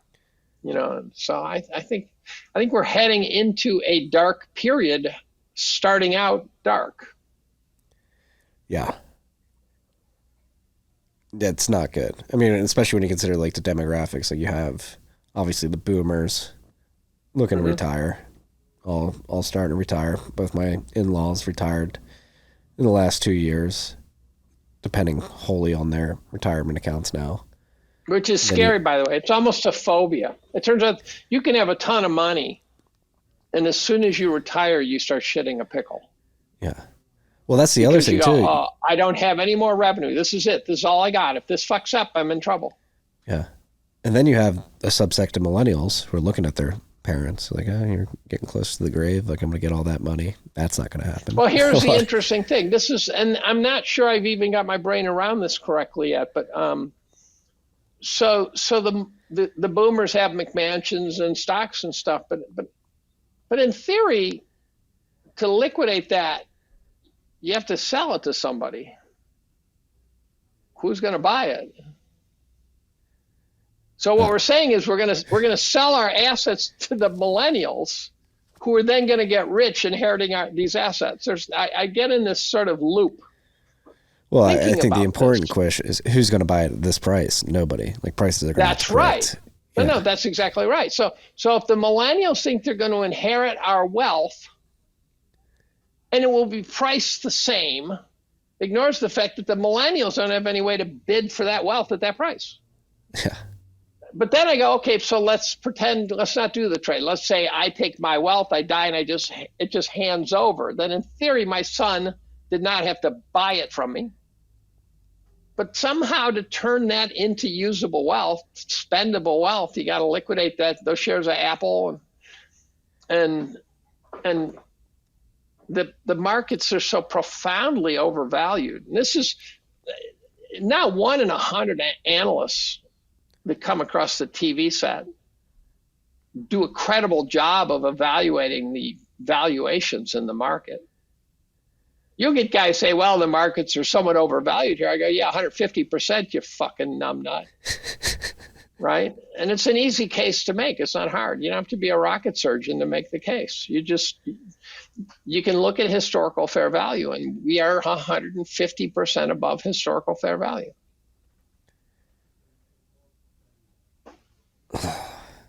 It's an easy case to make. How do you protect yourself? That's the question. I mean, obviously. Well, I think Bitcoin. You think gold. There's other things as well. Well, I'm not even sure about Bitcoin or gold. I don't even know. When you have to, so if you say the world has a debt problem, let's start with that. The world has a debt problem. You go, well, the world can't have a debt problem because for every debtor there's a creditor, right? Mm-hmm. Yes, the world can have a debt problem. If everyone in the world thinks they're worth a certain amount of goods and services, and there's no way the world can provide all those goods and services, you've got a debt problem. So if the way I like to do is imagine that all of a sudden, the leaders of the nations of the world got together and said, okay, we're going to provide free health care for everybody. Well, we don't have the resources to do that. So that promise just created a debt problem. And so we have promised people, everyone thinks they are going to go off into the sunset with a wad of money, with a wad of wealth, a wad of spendability, a wad of consumability. But we don't have the ability to produce that. And so that's the debt problem. If there's no one to buy our assets at these prices, then these prices can't hold up.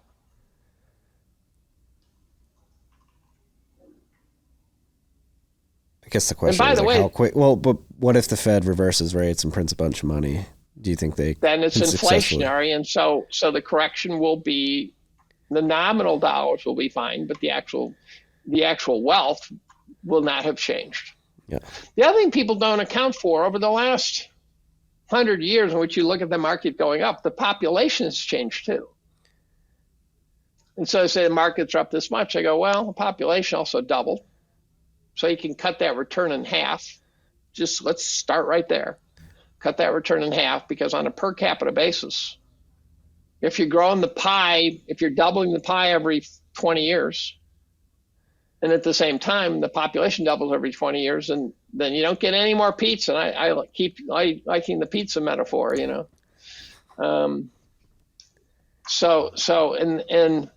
A guy named Ron Grice, the chart store, actually plots the markets corrected not for normal inflation, CPI inflation, which is a total crock of shit. Thank you, Michael Boskin.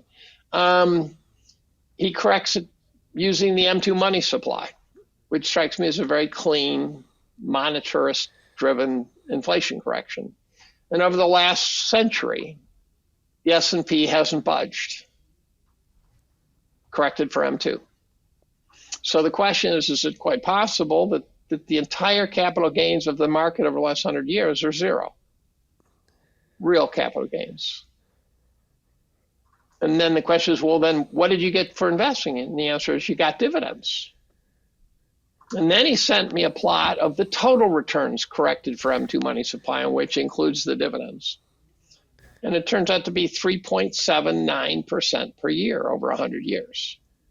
And guess what the dividends were? About 3.79% per year over the last 100 years. Now, here's the interesting part. At the beginning of the century, they were 6.5. Now they're 1.5. Yeah. So that's why we're overvalued. That's yet again another example of how we're overvalued, because the thing that provides the actual return is now 1.5%. This is, I mean, so the economy has been structurally broken for over a century. Well, we've been duped. It's not structurally broken. You know, in theory, my brother, when he was an econ major when I was in high school, and I remember he said that the economy has to keep growing to be healthy. Mm-hmm. And I would say to him, I don't see how that's possible. That's an exponential function. And I was correct about that. So, you know, trees don't grow to the sky sort of thing. So it just struck me as odd that you had to exponentially grow the economy for it to be healthy. Why can't we just produce the same goods every year? Same amount of food, same amount, let's say zero demographic change. Same amount of food, same amount of supply, same amount, just every year. Just create what we need and get to the end of the year and say we got to the end of the year.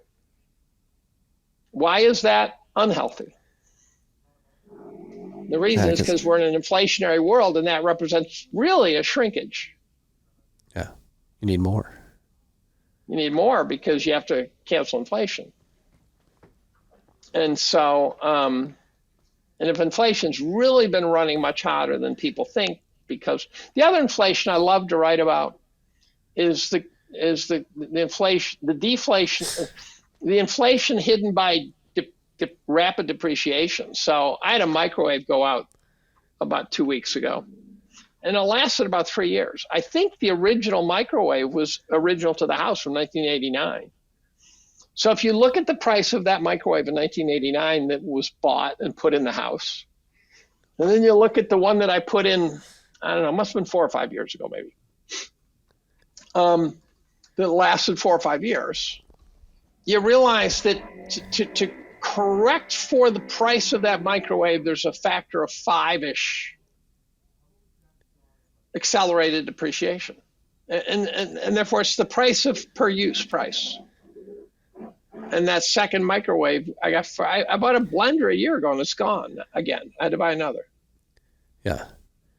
So that blender is not in any way comparable to the ones that lasted 40, 50, 60 years from, you know, World War II vintage blenders. Those would go forever.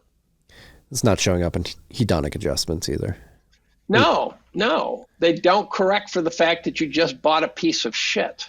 Yeah. Well, this is, I mean, new term I learned the last couple of weeks, shamflation. We all know about shrinkflation. You don't raise the price, but you shrink the good. And this shamflation, I think, is what you're describing in terms of a microwave and a blender. It's happening in food too. They're not raising the price. Right. You're getting shittier food.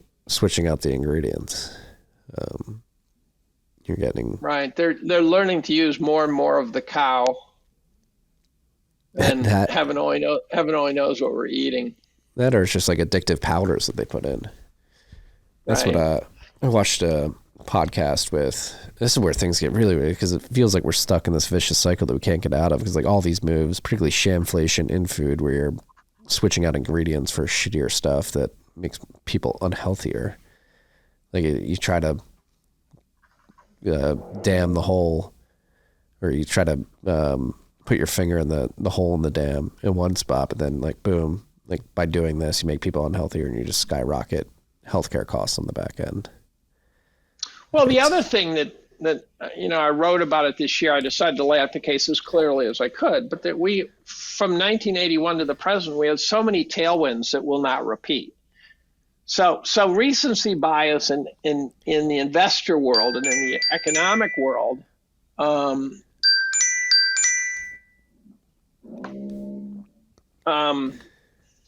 is not back to 2020. It's not back to 2009. It's not back to 2000. It's back to 1981. From 1981, the Russians needed money. They sold us resources for dirt. They desperately needed capital. China came out of the dark ages and they sold us labor at slave wages. That's a huge contributor. That's over. The interest rates went from 15% down to 0%. That's a huge tailwind. Demographically, the boomers showed up in the workforce, brought their wives with them. Huge economic gain. And so the bottom line is we had all these tailwinds that will not repeat. And so during that time, it turns out the valuations of the market, an inherently inflation-adjusted phenomenon, because you divide the price by something that ought to track that price. So it shouldn't move. It can wiggle, bob back and forth, get overvalued, get undervalued, get overvalued, get undervalued. But eventually it regresses to and through the mean. And all the way back to Rome, there's kind of a sort of a gravitational pull to sort of a net gain of a few percent above inflation. And during that 40-year period, the valuations of the market, valuations, not price, compounded at 3% a year for 40 years. That's a tailwind. Mm-hmm. What happens in the next 40 years when the valuations drop 3% a year for 40 years? And you say, oh, that would never happen. I go, of course it will happen. Because there will be some point in the future where we're way undervalued, because that always happens. It might not take 40 years, but there will be a time when we are way undervalued. If we regress to fair value today, right? You and I woke up and we looked at the market, we said, holy shit, we just gave all that overvaluation back. What's overvaluation? Well, here's a great example. Microsoft has had a wonderful dozen years, right? That's been a good stock to own. Of those gains, 5-fold are valuation expansion. So if you just give back valuation expansion, give them credit for developing and selling shit and having revenues and wealth creation, whatever, but you just contract the valuation back to where it was a dozen years ago, it's an 80% correction. Mm-hmm. And it will correct. It's not going to stay up there. Nothing stays up there. Nothing stays aloft like that. It eventually corrects. Yeah. And when it does, it's got to get back 80%. Just based on valuation. NVIDIA, factor of 8. Got to get back 85, 90%. And it could be worse than that. NVIDIA could become Global Crossing or something like that. It could become a bankrupt company. Yeah. Do you think this could be a catalyst for shaking the American people up? Like, yes, it will be terrible for boomers, for the millennial children that are expecting to inherit all this wealth. But do you think this is a necessary correction, a wake-up call for people to realize, like, hey, you've been living in la la land? So I think we haven't had a real correction since 1967 to 81, in my opinion. My definition of a correction is two things. One is it sends prices earthward in a serious way. So when someone says, oh, that's a 10% correction, that's not a correction. You corrected nothing, right? So, and then the second thing is that you have to correct investors' attitudes. You got to get them to the point where they say, okay, I won't do that again, right? That was stupid. And we haven't had a serious correction since the 67 to 81 bear market, where at the end of that, investors are saying, I'm never buying another equity. These things are a sack of shit. And that turned out to be a great time to buy equities. Great time to buy bonds, too. And so I think the two components of such a correction, one is price and the other is time.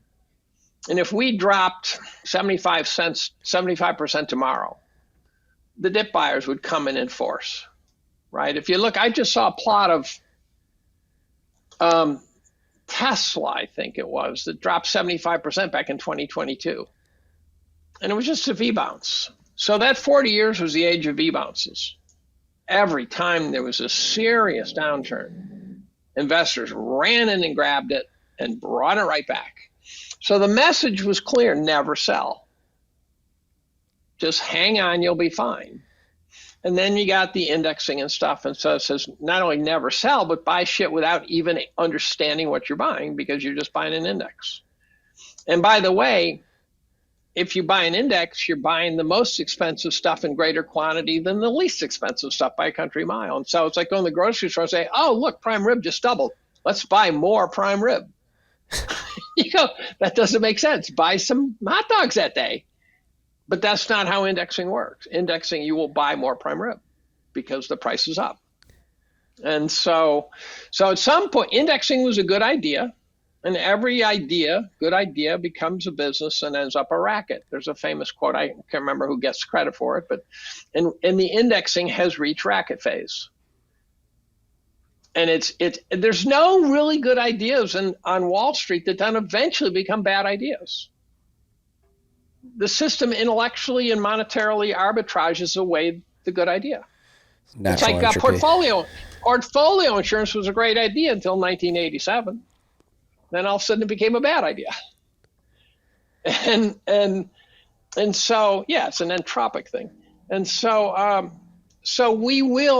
think we will go away from indexing. I think active management will come back and say, oh, wait a minute, let me see if I got this right. Buying something, having no idea why you're buying it, is going to go away, and buying something that you thought about why you're buying is going to come back. What an odd concept. And then there's this harsh reality that bugs the crap out of me. As I say, the Mag 7 carried the market, or the Mag 10, or whatever you want to call it. The top few stocks, 10 of the 500 stocks in the S&P carried the market, have been carrying the market for quite a while. If you own 50 gas stations and 490 of them weren't producing any profit, what would you do? You'd sell them. But somehow with the indexing, you just keep buying more gas stations. And the ones that are returning the profit happen to be a metastable profit too. NVIDIA is a great story because Fred Hickey says that NVIDIA, because of the AI craze, that NVIDIA got to sell some really expensive hardware to desperate buyers of hardware. That desperation will go away. And once it starts crashing to earth, NVIDIA is going to become Global Crossing. It's going to become Sun Microsystems. It's going to be a chapter in a textbook. The picture, that picture of the CEO looks like Bill Hwang. Mm-hmm. It's the letter jacket on. That's going to be the poster child of the next downturn.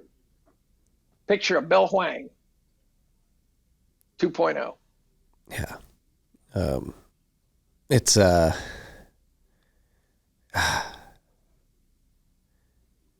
thinking of my life, 2001, 2008. Now it seems like we're approaching what may dwarf those. 2000, whatever. Yeah. Yeah. And I listened to some economist yesterday who I think is really smart, but he's so matter of fact. And I was telling you about a podcast I did where I got mad, and it was the matter of factness of the podcaster, which I'd say something, he'd say, well, it's just this. And I go, but we're still fucked. Yeah. You can say it's just this, but we're fucked. Yeah. And it was getting me irritated. And these economists say, yeah, recessions are good, and this and this. I go, this one's going to suck. It's important. It's needed. It's called for. It's time to scrub. It's trying to scrub the barnacles off the ship. But it's going to be painful. Yeah. It's not going to be fun. And they say it like it's just another day to go to work, and, because he's not going to lose his job. No, New York Times will keep paying them. Well, that being said, I mean, obviously the economy, the financial system, more specifically, is one aspect. Obviously we're going through some sort of inflection point. Exactly where it ends, who knows? But do you think other countries in the world smell the blood in the water? Obviously, Yes. We've had the BRICS plus countries really buddying up. The sanctions against Russia proved to be a pretty terrible move on behalf of the Western allies of the U.S. and the dollar. And Putin called that too. I did a poll one day. I said, which leader most is doing the best for their country? And I gave the choices were Biden, Trudeau, Macron, and Putin, I think. Or it wasn't Macron, it was someone else. And Putin won 71% of the votes. Putin seems like one of the greatest leaders in the world to me. He's running a country that you have to be a complete beast to run. Right? This is not a country that Justin Trudeau could go up and run, right? Biden couldn't run it. You need a strong fisted bastard. You need a guy who we would consider a sociopath to run Russia. This is a crazy place. And I think Putin has shown a real sense of nationalism. I think he's attempting to keep Russia from going off the rails. And there's people who are listening to this who are appalled by this. Oh, no, he's a psychopathic thug and he just murders people. And I go, no, I don't think that's true. He does. I'm sure a few gulags have a few guys that pissed off Putin. But, Malice's book, another interesting thing. So after Stalin dies, there's heroes in Russia that you never would have thought of. Like, for example, when Stalin died, Khrushchev took over.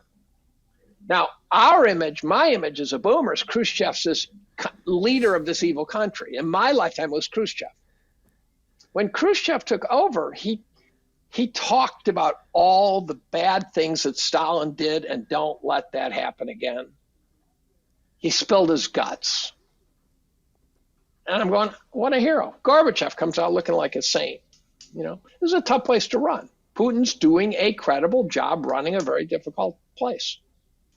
And he pointed out that if you want to have the reserve currency, stealing people's money is not a good way to do it. And then to supposedly give it to Ukraine, right? If we take $300 billion of Russia's money, how much is going to make it to Ukraine?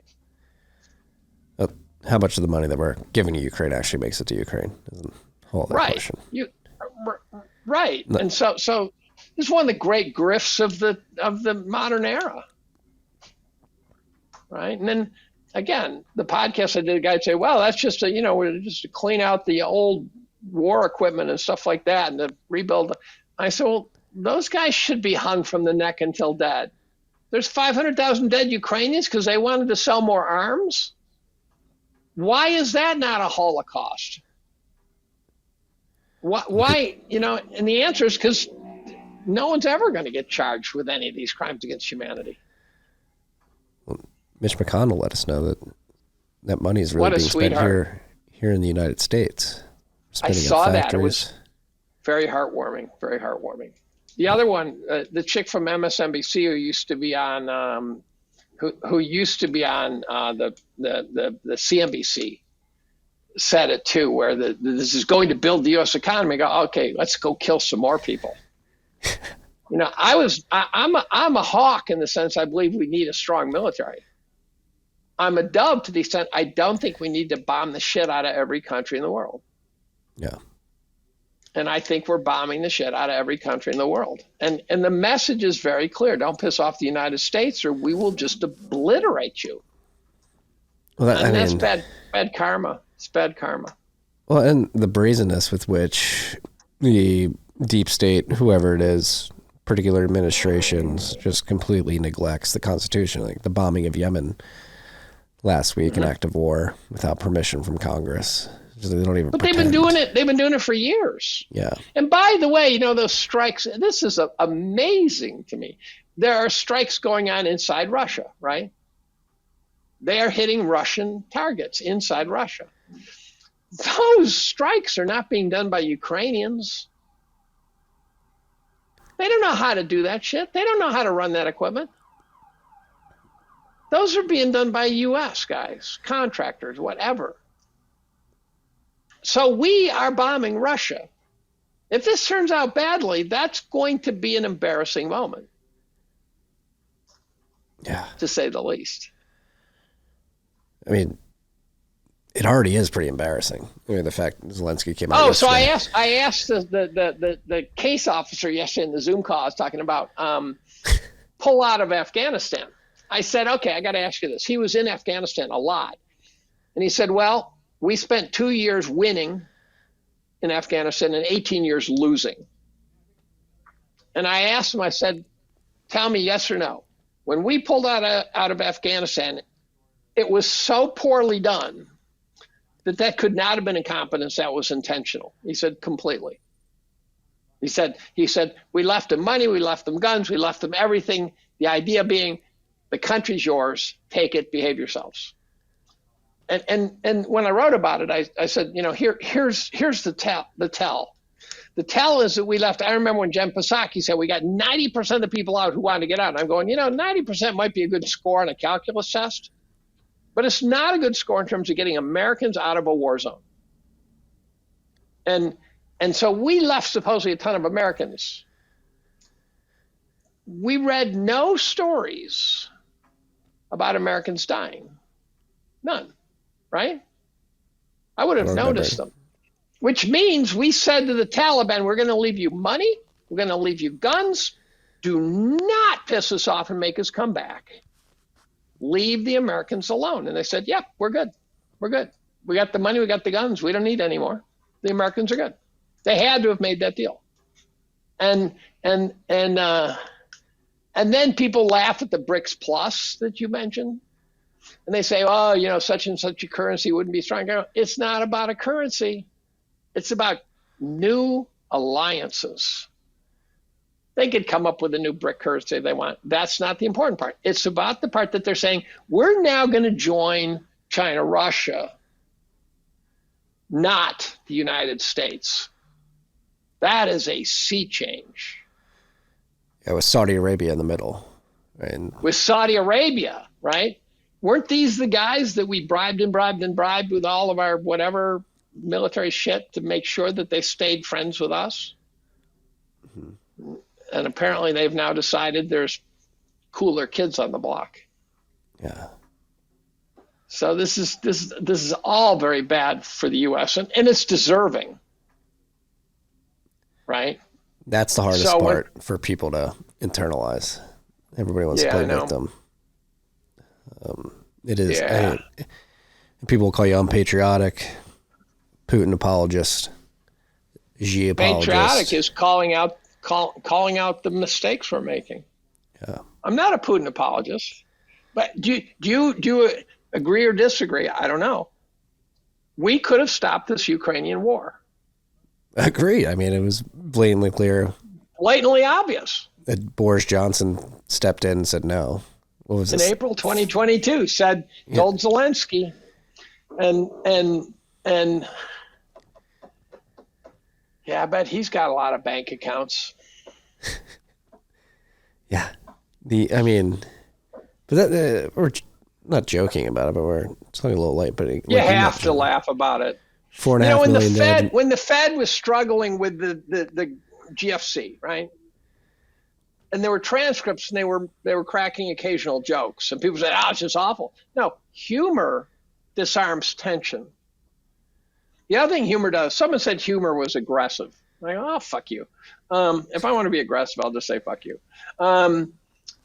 Humor also allows you to embed an idea in a joke while protecting yourself from embarrassing yourself because it was a joke. And so you can throw out the idea as a humorous thing, but it plants the seed of an idea. So in faculty meetings, I occasionally joke. Sometimes I have to say, guys, I'm not joking now.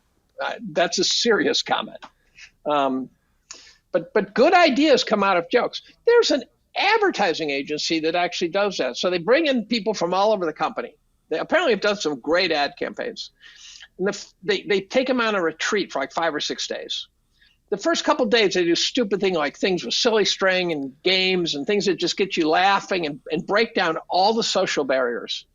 And then they start restructuring it. They start making the games more constructive. And by the end, they're like whipping out ideas. What you've got is a bunch of people who, by breaking down the barriers, are not afraid to come up with outside the box ideas. And they go, let's make a fucking movie about sharks in a tornado. Or a bear on cocaine. Or a bear on cocaine, yeah. Or whatever, you know. And I'm reading Elon Musk's biography. I know why people hate Musk, but it's an amazing story. It really is an amazing story. He's just wired on a whole nother schematic. And it's so different. I like to ask fellow scientists, I say, tell me a famous scientist who most reminds you of you. Now, they're always way better, right? So if you take a famous scientist, you go, well, none of the famous guys like me because I suck and they don't. But their styles, and mine is absolutely clear. It's Einstein. Because what Einstein would do is he'd come up with this mental construct, like imagine a train traveling the speed of light, and then it goes in something, you know, and then he would sort of backfit it to a more rigorous treatment once, and that's the way I work. I'm totally sort of mental construct driven, whereas Newton was just math. Musk, I'm not like at all. He dreams so big. He was trying to figure out how to get to the stars when he was a teenager. And it's so funny what he used to be as a kid. Like he wanted a motorbike. And he'd stand there next to his dad and say, I want a motorbike. And his dad would say, no, I'm not getting you one. And he'd just stand there. He'd say, I want a motorbike. And he would just stand there, stare at his dad. And after about 5 nights in a row, then his dad would say, fuck it, I'll get you a motorbike. Just get out of my face. and then he'd get a motorbike. And he was doing shit as a kid. He got his dad to send him to a computer symposium that was not for kids. And his dad going, this is a waste of money. So he went and got his own, raised the money to get a ticket to go to the symposium. It was a bunch of adult hackers. And his dad goes to pick him up and he walks in there and there's Elon having a discussion with 3 professors of computer science. And he gets to him and they said to his dad, you got to get this kid a better computer. Right? And so he was wired different than everyone. And so it's so easy to see how he became the guy he became. And so the short sellers, I understand why they hate him. Because he destroyed them for starters, and he funded his company using Dogecoin and stuff, right? I mean, he did some crazy shit to keep them at bay. But no one is like him, going from PayPal to making batteries to making spaceships to making it's truly. There's a better scientist, though. The best scientist of all time, Da Vinci. You got to read Da Vinci's biography. He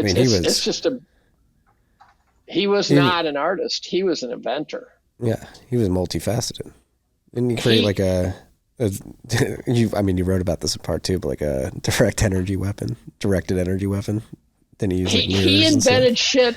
He invented shit that was so far ahead of its time, and his notebooks all survived because he was recognized to be so phenomenal that they preserved his notebooks. So like 50-60% of his notebooks have survived. And he would study like the physiology of horses' lips and how the horse's lips, the muscles and stuff. And he'd dissect bodies in the basement. You weren't supposed to be doing that shit back in 1385 or whenever it was. And he figured out how the heart worked, how the valves worked, based on hydrodynamics, that was shown to be true finally in 1972. That's insane. I mean, that's insane. And he figured out, he built machines for measuring distances. He just, where the wheel would turn around and drop a pebble on each rotation. In the end, he'd count the pebbles. War machines. He designed all sorts of catapults and everything. So he was extraordinary. And one of the funniest parts is he's talking about Michelangelo. And this turns out to be an insult. He says he paints like a sculptor. And so here's Da Vinci hammering Michelangelo, right? And he would paint. If I was a painter, I think I would just quit, because they describe how he painted. And you sit there and you go, I just can't even fathom doing it the way he did it. There's just no way I'll ever attain that. And he invented perspective, and he invented so much stuff, and he was just so extraordinary. I don't know how I got off on these. Someone said I was so tangential. Everything is just, it's like, hey, a squirrel. Hey, a squirrel. You did stoke a question there, which is like thinking creatively and to solve problems. Like, in your mind, what is your out-of-the-box solution for the terrible state of the world that we find ourselves in? Like, is there a creative way I've tried to bring randomness into my world scientifically. Here's some things I did scientifically. I work in a very complicated field, it turns out, very complicated area of chemistry. Some people said I'd fail. Some said it's too complicated. Some thought they understood it. That's the most comical, actually. Like one day in group meeting, I walked into group meeting. I had a group of about 14 or so, and I said, here's what I want you to do. In a month, I want you to come to group meeting. I want you to give a 10-minute book report on a self-help book of your choice. Just stupid things like that.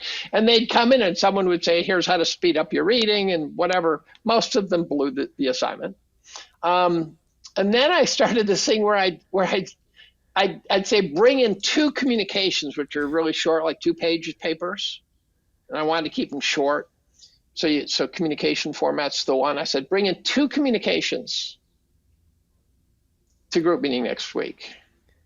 And then what I did was I took one of them randomly from them, and I shuffled them and handed them back to the group. And so you had one that you chose and one that someone else chose. And then the following week, their assignment was to describe in 10 or 15 minutes why these 2 groups should collaborate. So I made them connect the 2 programs that were randomly chosen from the literature. I made them find the connections. And then stuff like that. I'm a big, so randomness is so important to throw into the system. When I was doing Taekwondo, my first black belt test, I had figured out the challenges of the test. My first black belt test was, I realized there's about 20 fundamental kicks. And one of the things that happens at the beginning is they throw kick combinations at you randomly. And then you go back and forth and back and forth. Pretty soon you're stepping on your tongue. And so you're working on sort of autopilot at that point. You're working on instinct mode because you're exhausted. And so I made a grid. And I practiced every combination of kick, so that there was no combination that I had not put together. I go, oh, turning kick, reverse turning kick, that combination works smoothly. Crescent kick, reverse turning kick, or back kick, that's a tough combination. But I couldn't be caught by surprise by 2 kicks being put back to back. Mm-hmm. And stuff like that. We were supposed to learn Korean terms for each belt. I just took all the goddamn Korean terms for all the belts and learned it right up front. If I took a language again, I sucked at language. I hated French. It took me 5 years to get 3 years of credit. And the first thing I would do is I'd go to the glossary, make flashcards, of every word in the glossary and memorize them. That's a pidgin language. It's called pidgin. Pidgin English. People think it means shitty English. No, it actually means it's a language that has vocabulary but not syntax. And so you know, if you're a slave, you get brought over, you don't speak any English, you learn how to say water. You learn how to say ask for things, but there's no syntax. But it's like water, food, whatever. Take a dump. And the fascinating thing. I love linguistics. The fascinating thing is if you listen to a talk on black dialect, now I'm really just tangential and shit, on black dialect, not Ebonic shit, but if you listen to the syntax from the hood, it is most like Irish. If someone said, and it's because they put the mix and the blacks together to do shit, and the mix taught the blacks how to speak English. Yeah, the Scots-Irish down in Mississippi, and yes, it's actually where my lineage comes from. My Irish grandmother was born in Mississippi, then moved to Philadelphia. But yeah, right. By the way, I highly recommend any book by John McWhorter, and he's one of the great conservative black linguists, and it's, you have to do audio. You read about linguistics, forget it. That's stupid. You do audio, and he's got great, brilliant audiobooks on the structure of language and how it changes, how it evolves. It's a fabulously interesting topic. Then one day, one of my colleagues, his son is a linguist. He's on the spectrum, wants to be a linguist. And I said to him, would you drive to New York City if your son could meet John McWhorter? He said, oh, yeah. I said, I think I can help you with that. He goes, what? I go, yeah, I know John. He says, you know John McWhorter? I go, yeah, I've been in a few email exchanges with him. Yeah. And so I emailed John and said, would you meet up with this kid? And the other thing I used to do as a chemist, and no one does this anymore. There's the Journal of the American Chemical Society. And to be broadly based, for about a 5-year period, I read every introduction to every paper. That's where you say, this is what's important, this is what's not known, this is what we're going to do, this is what we've done in the past, this is where we're going in the future. That's what the introduction has. I read every, biophysics, chemical biology, you name it, quantum mechanics, you name it. I read every paper, every full paper introduction. So that to spread myself as far as you can possibly spread yourself. In the hope of being able to connect dots, or? Yeah, with the hopes of seeing connections that I otherwise wouldn't see, being aware of what's out there. Mm-hmm. And then I ran out of time. The group got bigger and I got married and things like that. And then I just didn't have the time to do such frivolous things. But I was a voracious consumer of the literature. So injecting more randomness. Injecting randomness, yeah. Give chance an opportunity to rear its head. Because you will construct a narrative, you'll construct a path that's biased. So you need some opportunity to just bring chance connections. Yeah. And then you have to have the brains to spot the connection. Yeah. And people often ask, chemistry, economics, which is the two connections I was first making. Now the geopolitics comes in. How do they interact with each other? And one thing I learned in chemistry is in the field I was in is that no one got anything correct. They were trying so hard to get it right, and it's just a hard field, and they didn't have the tools. And almost every paper we've ever published has shown someone was fucked up. And in some cases, it's spectacular. Some cases, it's Nobel Prize winning work where you go, it's not right. And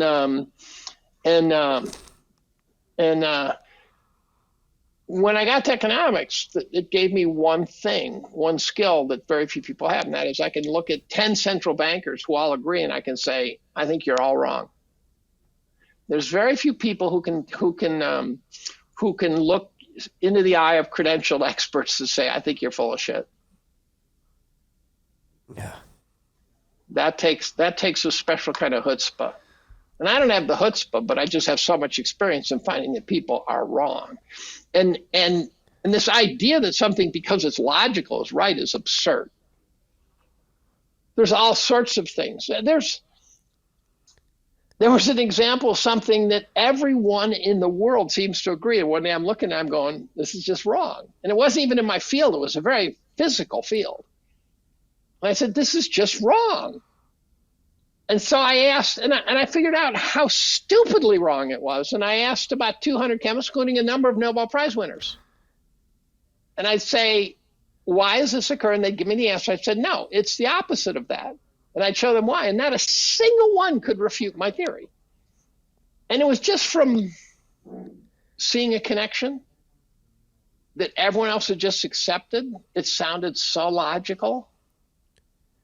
And when I just sort of flipped it upside down and said, look at it this way, you go, now it doesn't make sense at all. And I still do everything.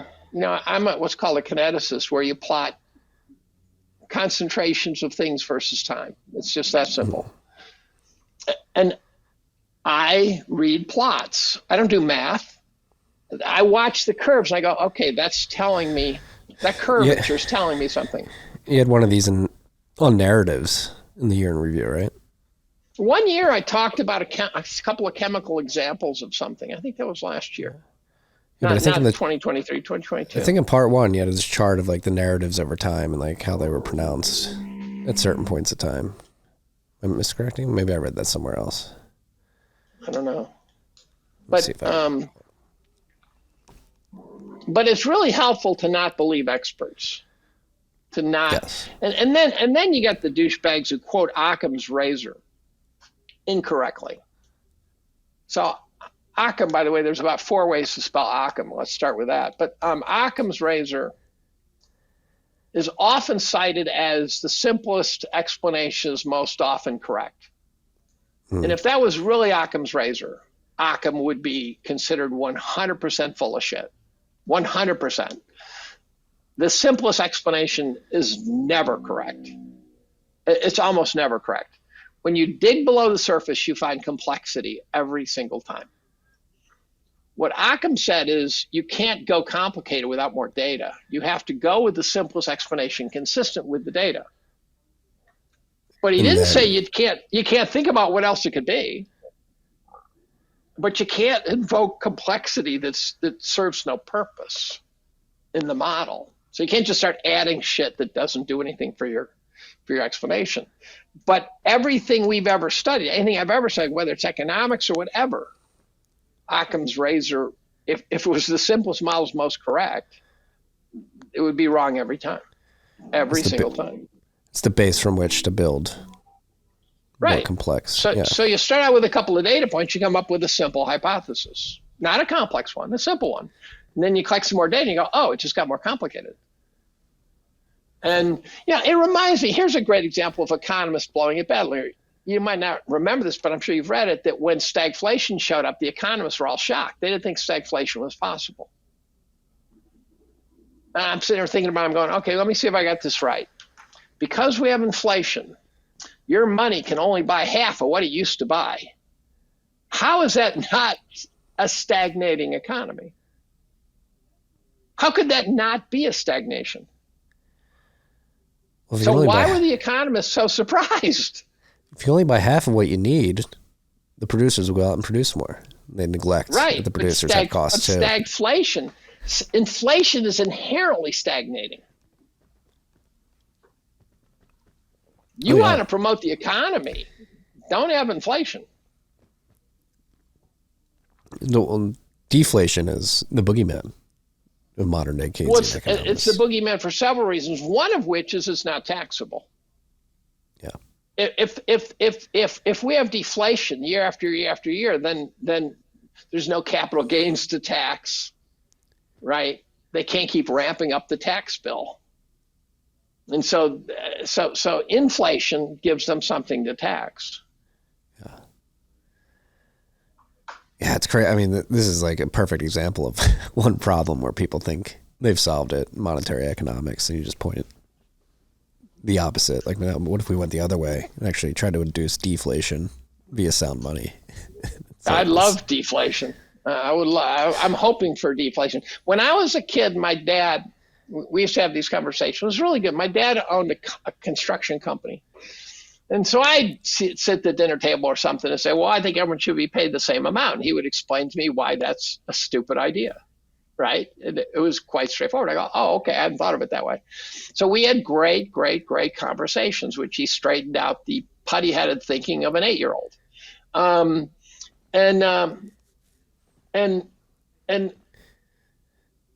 so that helped me a lot. And there's people who've argued with me on this, but one day I was thinking about the Roth IRA.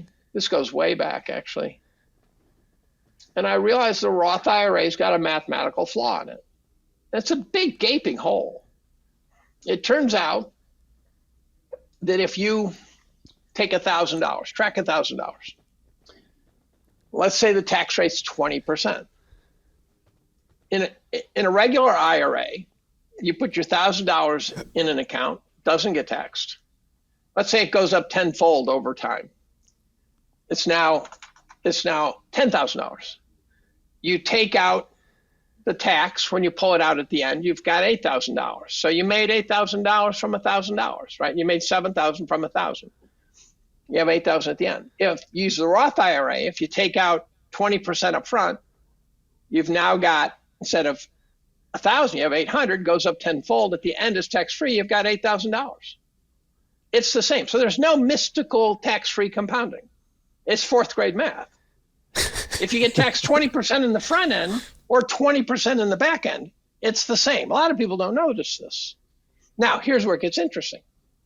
The regular IRA, which was a very far-sighted concept, the government basically said, look, we will forfeit our VIG and we'll get it years from now. What government does that? That's an extraordinary thing, to say we will forfeit the revenue now, we'll get it later. What an amazingly generous way to go about life. In a regular IRA, let's say you make $150,000, which turned out at the time that I figured this out was a 5 percentile income.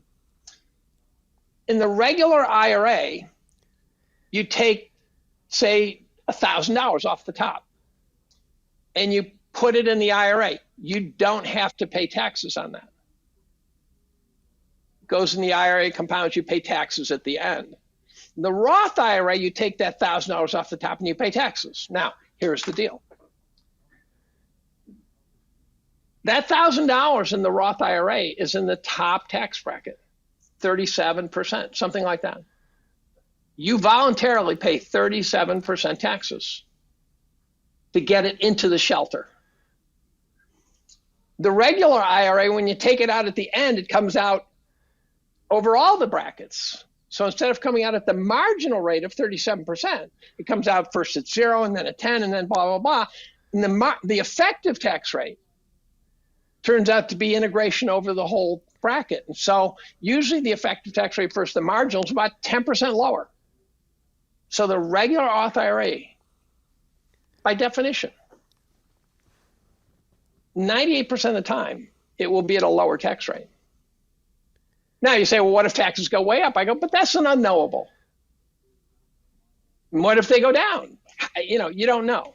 So the point being is that by voluntarily paying the marginal rate up front with the Roth and forfeiting the effective tax rate at the end, you're overpaying taxes. Your returns are lower. And everybody's been psyoped. Everyone's been psyoped. So I tell my friends this, and they start going through spreadsheets and shit, going, wait a minute. Then one day I'm talking to a money manager, and he's there with a lawyer in my office. And I'm explaining it to him. He's not quite getting it, and the lawyer starts explaining it to him. So it's clear. I'm going, the lawyer got it. He understood. So I gave a talk in front of 500 people, 500 money managers and investors in Vegas one day. And I said, look, if I'm wrong, tell me. I gave a half-hour talk, which I laid out the whole case. I said, if I'm wrong, come and tell me. No one did. Everyone said, I hadn't thought of it that way. And I asked a money manager, why do you sell Roth IRAs? If someone says open an IRA, 98% of the time they'll say a Roth. Yeah. And I said, why? And the guy says, he says, instinctively, I kind of knew there was a problem here. Now, what bothered me at the front end of the discussion was, I said, the government's saying, let's take the revenue now, fuck the future. Whereas the Roth says, take the money now, it's fuck the guys in the future. Whereas the regular IRA says, we'll forfeit the money now, the guys in the future will get the money, which is a whole lot better. So that's what I had an allergic reaction to the Roth. The Roth appeared at precisely the time when Clinton was scraping to get the balanced budget.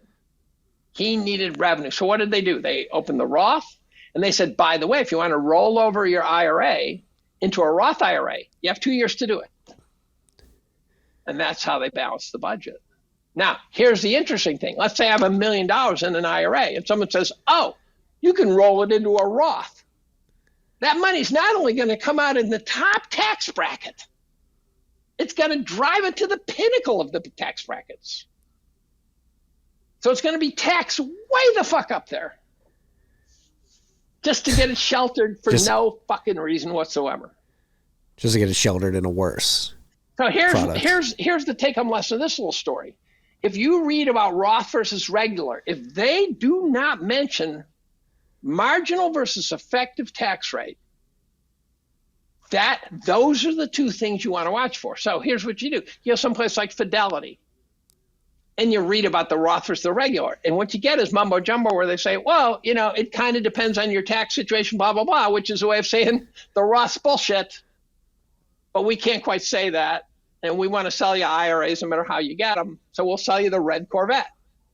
And then one day, one of my colleagues says, I found it. I found your analysis. Wikipedia.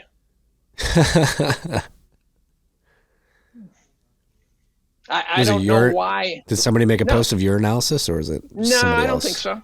independently? I don't think it's that hard to figure this out. Now, there are other advantages. So, for example, I track a fixed thousand.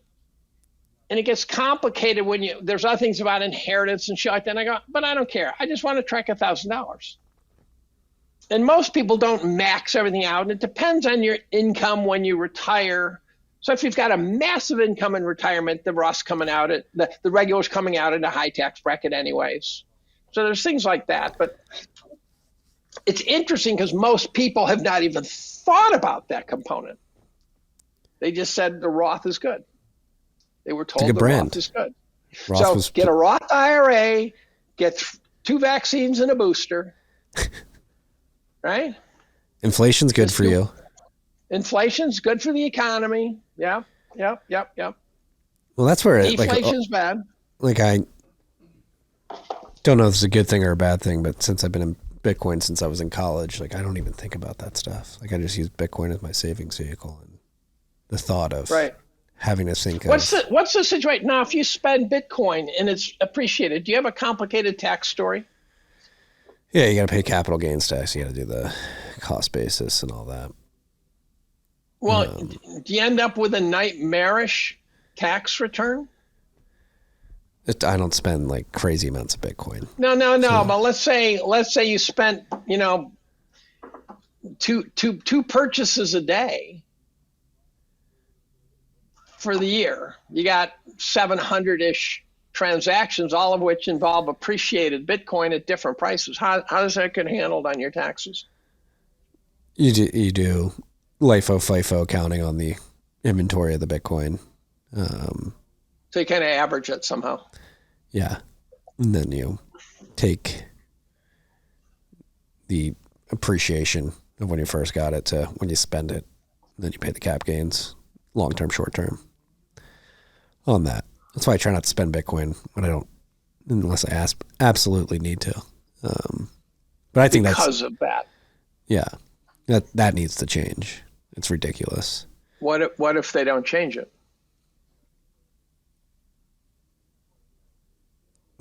It's a good question.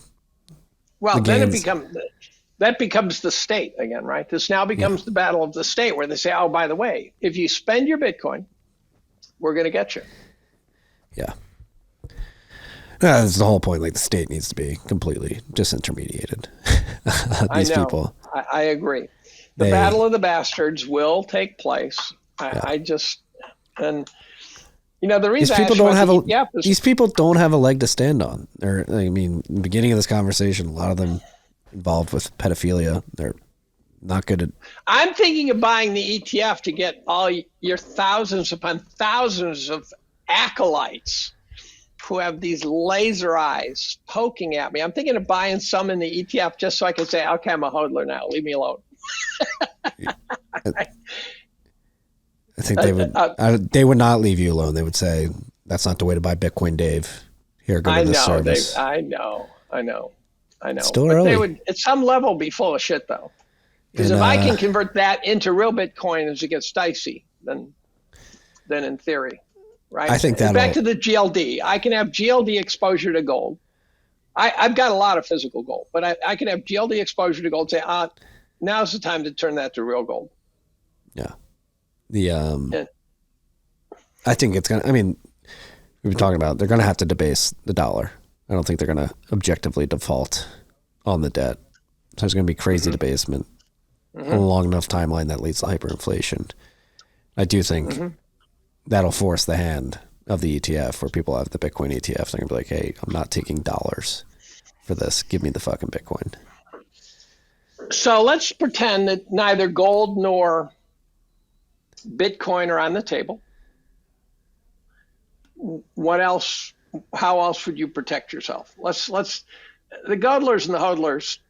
I have a pretty good beat on how to deal with the debasing dollar. I think they're both correct, and it's a very generationally distinct thing. There's some old guys who like Bitcoin, but it's very generational. So let's take those off the table and say, okay, what else would you do? Bullets, land, seeds, and livestock. That's hard assets then. Yeah. Hard assets, maybe uranium. I think nuclear is going to come. I've got a Gehring and Rosenzweig have a. Let me find this for you guys. I have been for years now shopping for money managers who I think have the right idea. And the plug goes. So I think the guys at Horizon Kinetics are good. I think Gehring and Rosenzweig. I'm about to give you an ETF, a fund. God, I keep going to the wrong fucking site. A fund that I think these guys know what they're doing. The markets are having fun today. Are they? Yeah, they're red. But they're not red. The markets are so high now that it takes a real red day to do any damage. So Gehring and Rosenzweig, GRHIX. These are a couple of guys who understand the uranium small caps and stuff really well, and the hard asset type stuff really well. So my exposure to uranium is through Gehring and Rosenzweig, GRHIX. There's a guy who does small caps named Eric Cinnamon, and he is he both takes money in and invests it as well as he has the mutual fund. It's one of these dual things. You want the mutual fund to have a ball. And I do the mutual fund. And that's PVCMX.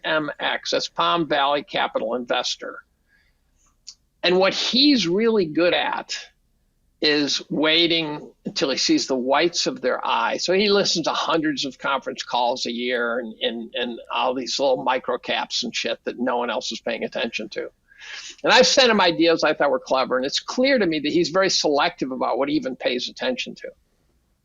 And he seems to be pretty invested right now for reasons that aren't quite clear to me. He was 80% cash for quite a while, and now he's still U.S. government 75%. He's 75% cash. If you look at the chart, it's a really telling chart, because if you look at the maximum chart of PVCMX, you can see it's dead flat at the beginning of the fund. So he had a small cap fund that he abandoned back when things were nuts. He said, I'm out now. And then he reopened it, I think getting ready for something. And his chart is flatter than a pancake, which I think is because he owned nothing. And then the 2020 dip appeared. And you can see that he bought the dip, and he bought it a little early, but then he made money coming out, and then he went back to cash. So I'm paying this bastard for patience. What happened this year? I'm looking at it right now. Something happened there, and he must have had a position in something that blew up. That looks like a distribution or something to me. There's something odd there. That's not a drop. That could even be are you looking at Yahoo or something? Google Finance. It could be a glitch. I have Philip Morris and I have tobacco stocks, and one of them has this gigantic glitch.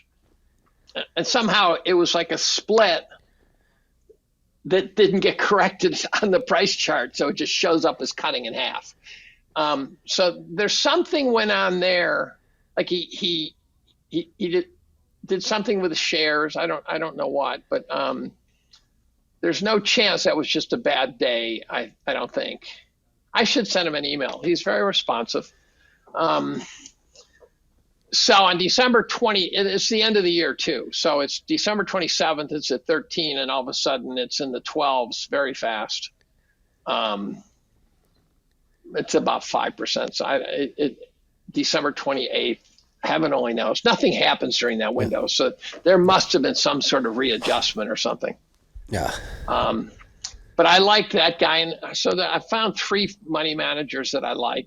And when it's time to start buying, I'm not a stock picker. I've had luck doing it, but that's all it is luck. It was, a lucky guy in a bull market, right? That's no brainer. But I'm not good. Well, everyone looks like a genius in a bull market. Yeah. So, but yeah, I keep fishing.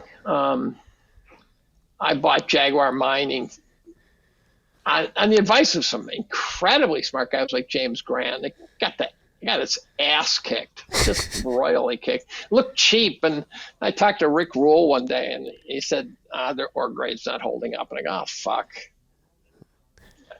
This is why I shouldn't pick stocks. I should not pick stocks because what advantage do I have picking a stock?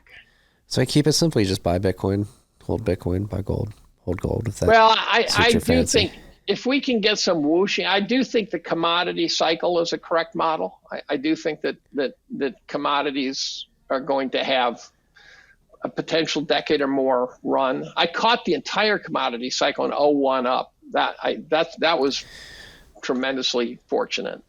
I think energy is, obviously it's a commodity, but like energy is probably going to outperform.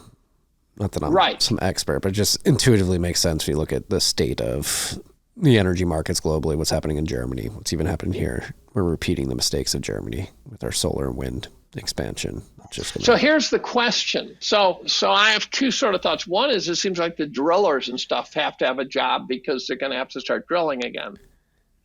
The other, though, is that because of the politics, I think you might want to buy a company that operations like a royalty trust that already has the fields and the permits and everything and just pumps money. And I'm not sure. Maybe they're both right.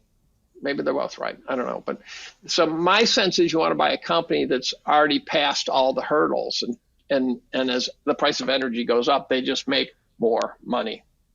Yeah. And so I think if you went into Fidelity and bought what turns out to be, they have about a half a dozen resource related funds, which I own them all at a level that I care about, but it's not life changing, as I like to say. My gold purchases were somewhat life changing, but back when it was $2.90 an ounce, the amount of energy I own right now is not life changing. It's hard to be life changing the older you get, by the way. I had a friend who was worth quite a chunk of money, and I said, well, how much gold do you want exposure to? He said, I don't know, 5%. I told him how much he'd have to buy, and he was like, because when you convert it 5% into dollars, you go, oh, that's a fuck ton of money. Yeah. When you're young, it's like, oh yeah, 5%. Well, I'll take $200 and put it into gold. Right? And but when you're a boomer, it starts feeling real. Yeah. And, I still don't know what's going to happen to the boomers when these markets correct. We're going to take care of you.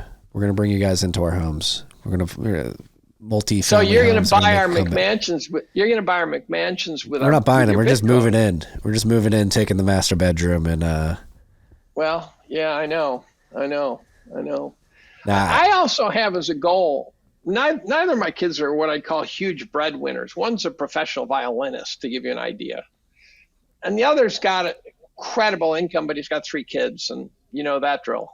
And Yes.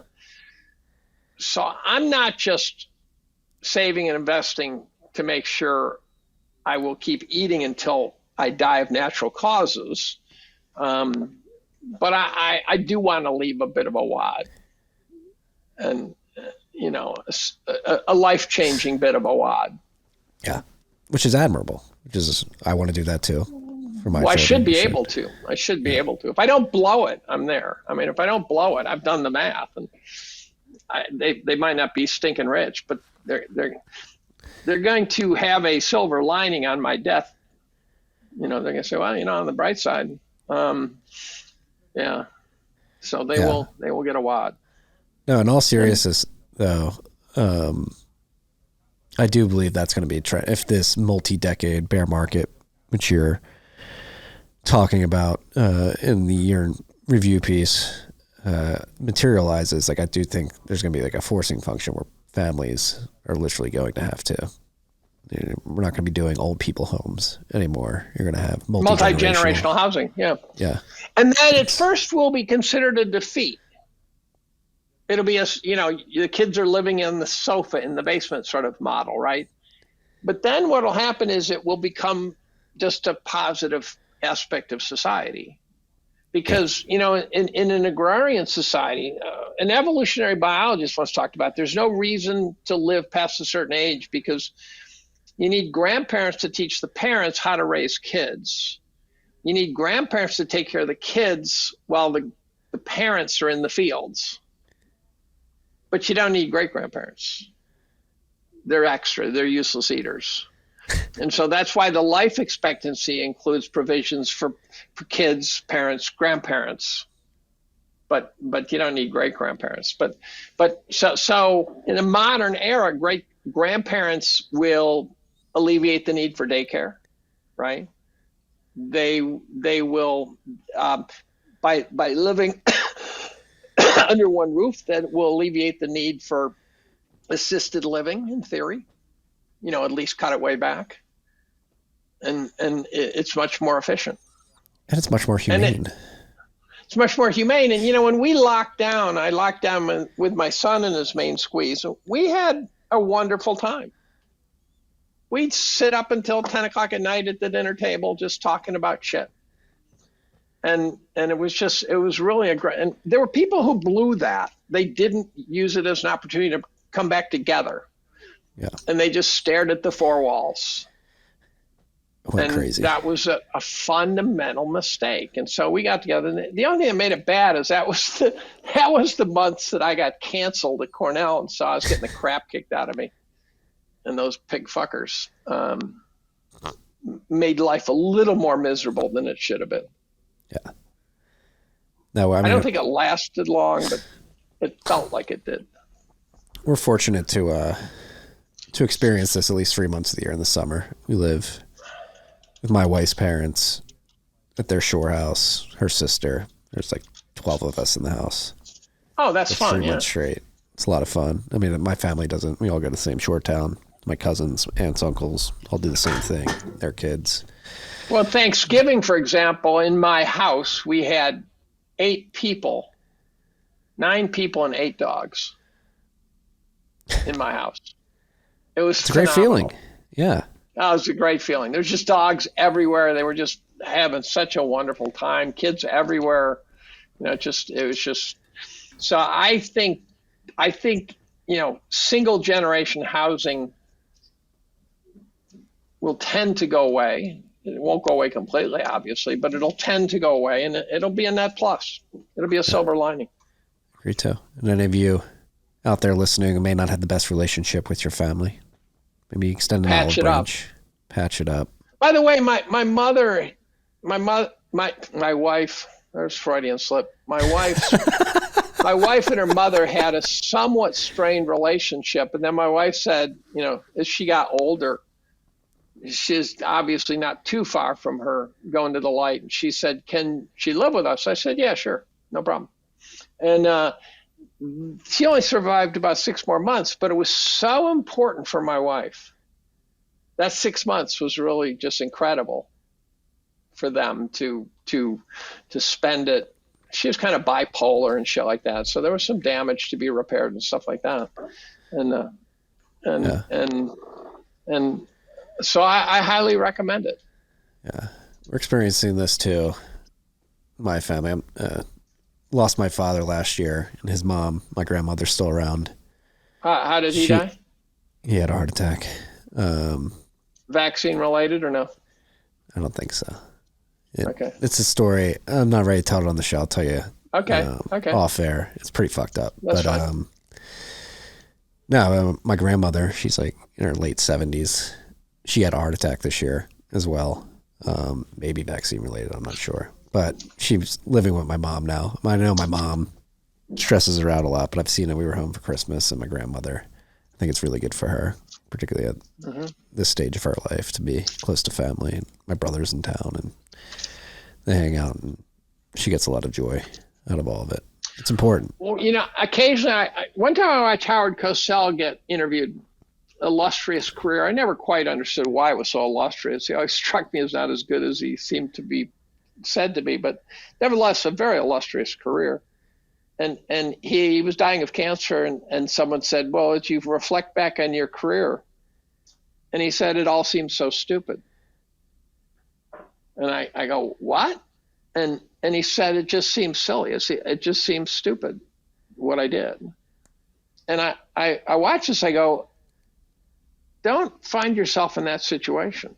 Whatever you do what you got to do to not look back and say, I squandered my time.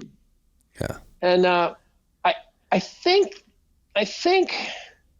that might be somewhat of an inevitable feeling at some level where you go, so I tell people, go boot up Deathbed Regrets.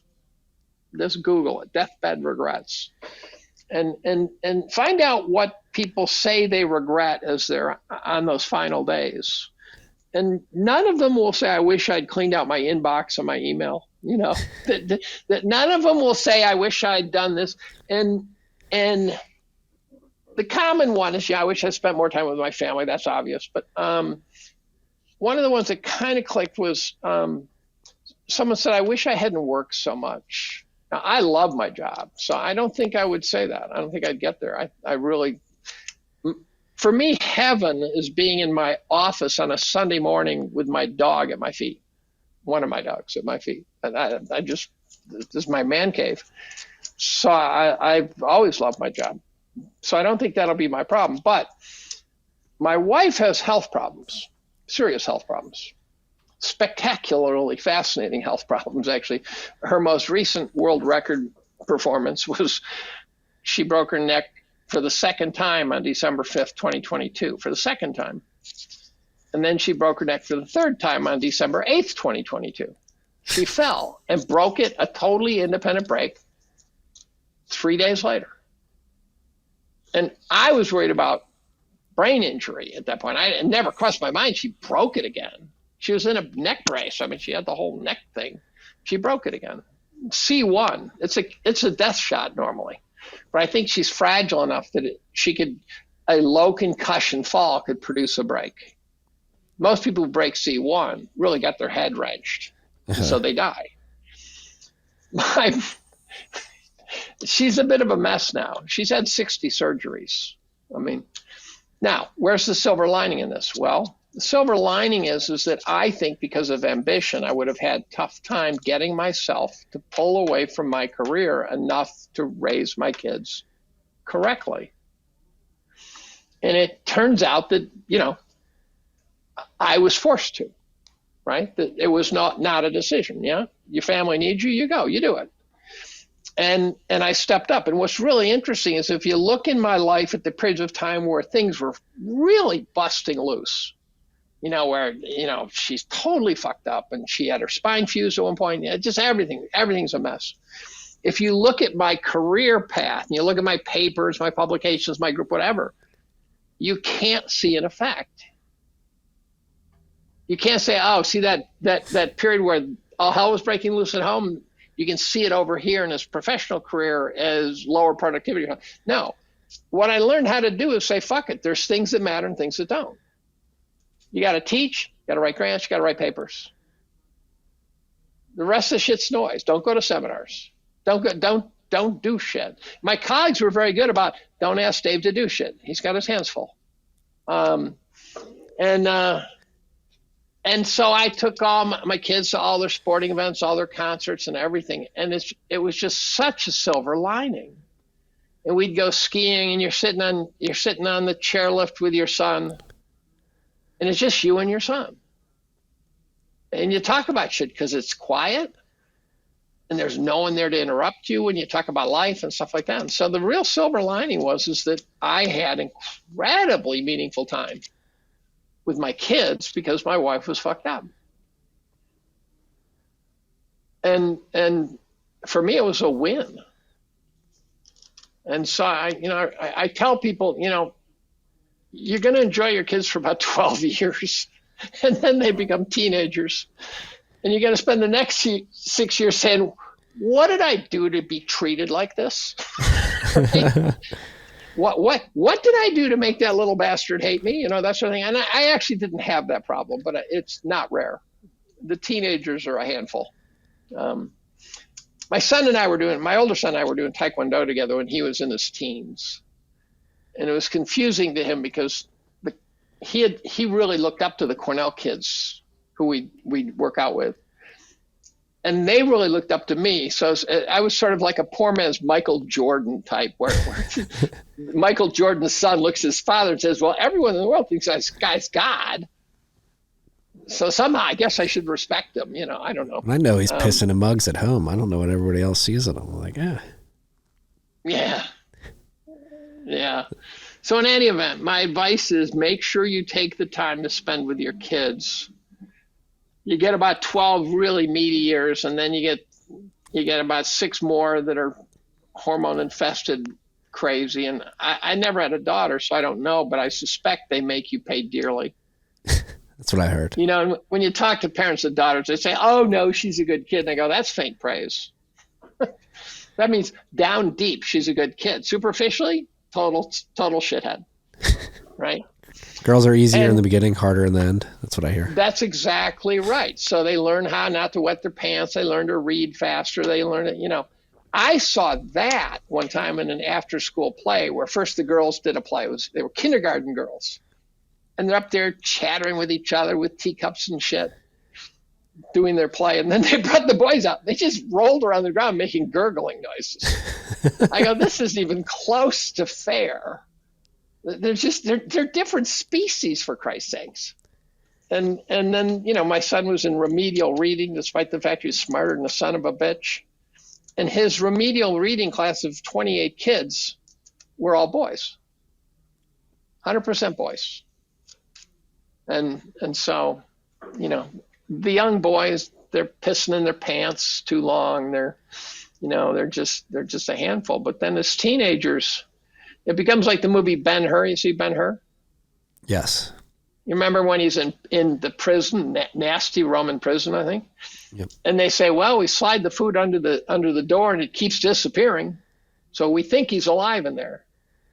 And then they pull him out after 10 years in prison or something. And that's sort of boys. They'll go into their man cave. And if you don't want to have a fight, just don't go in their man cave. Right? Yeah. Just leave them in there.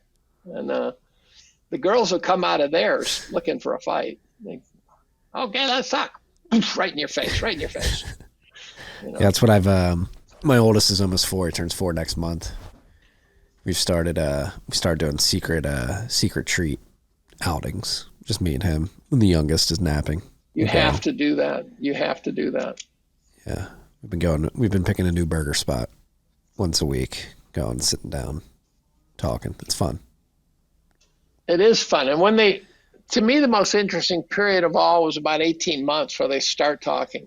It's my youngest. He's 18 months and he's starting to talk. It's hilarious. And it's the shit that comes out of their mouths. And my son was a savant on this funny shit. I used to tell the class stories. And, one day we're sitting there in the mall and some woman walks by and he turns to me and he says, Tampax brand tampons, a woman knows what a woman needs.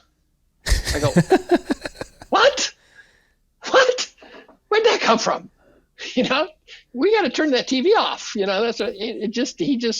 One time some woman drives by and honks and he says, who's that? We were eating an ice cream cone. He says, who's that? And I said, oh, that's Barb. Your babysitter, that's her mom.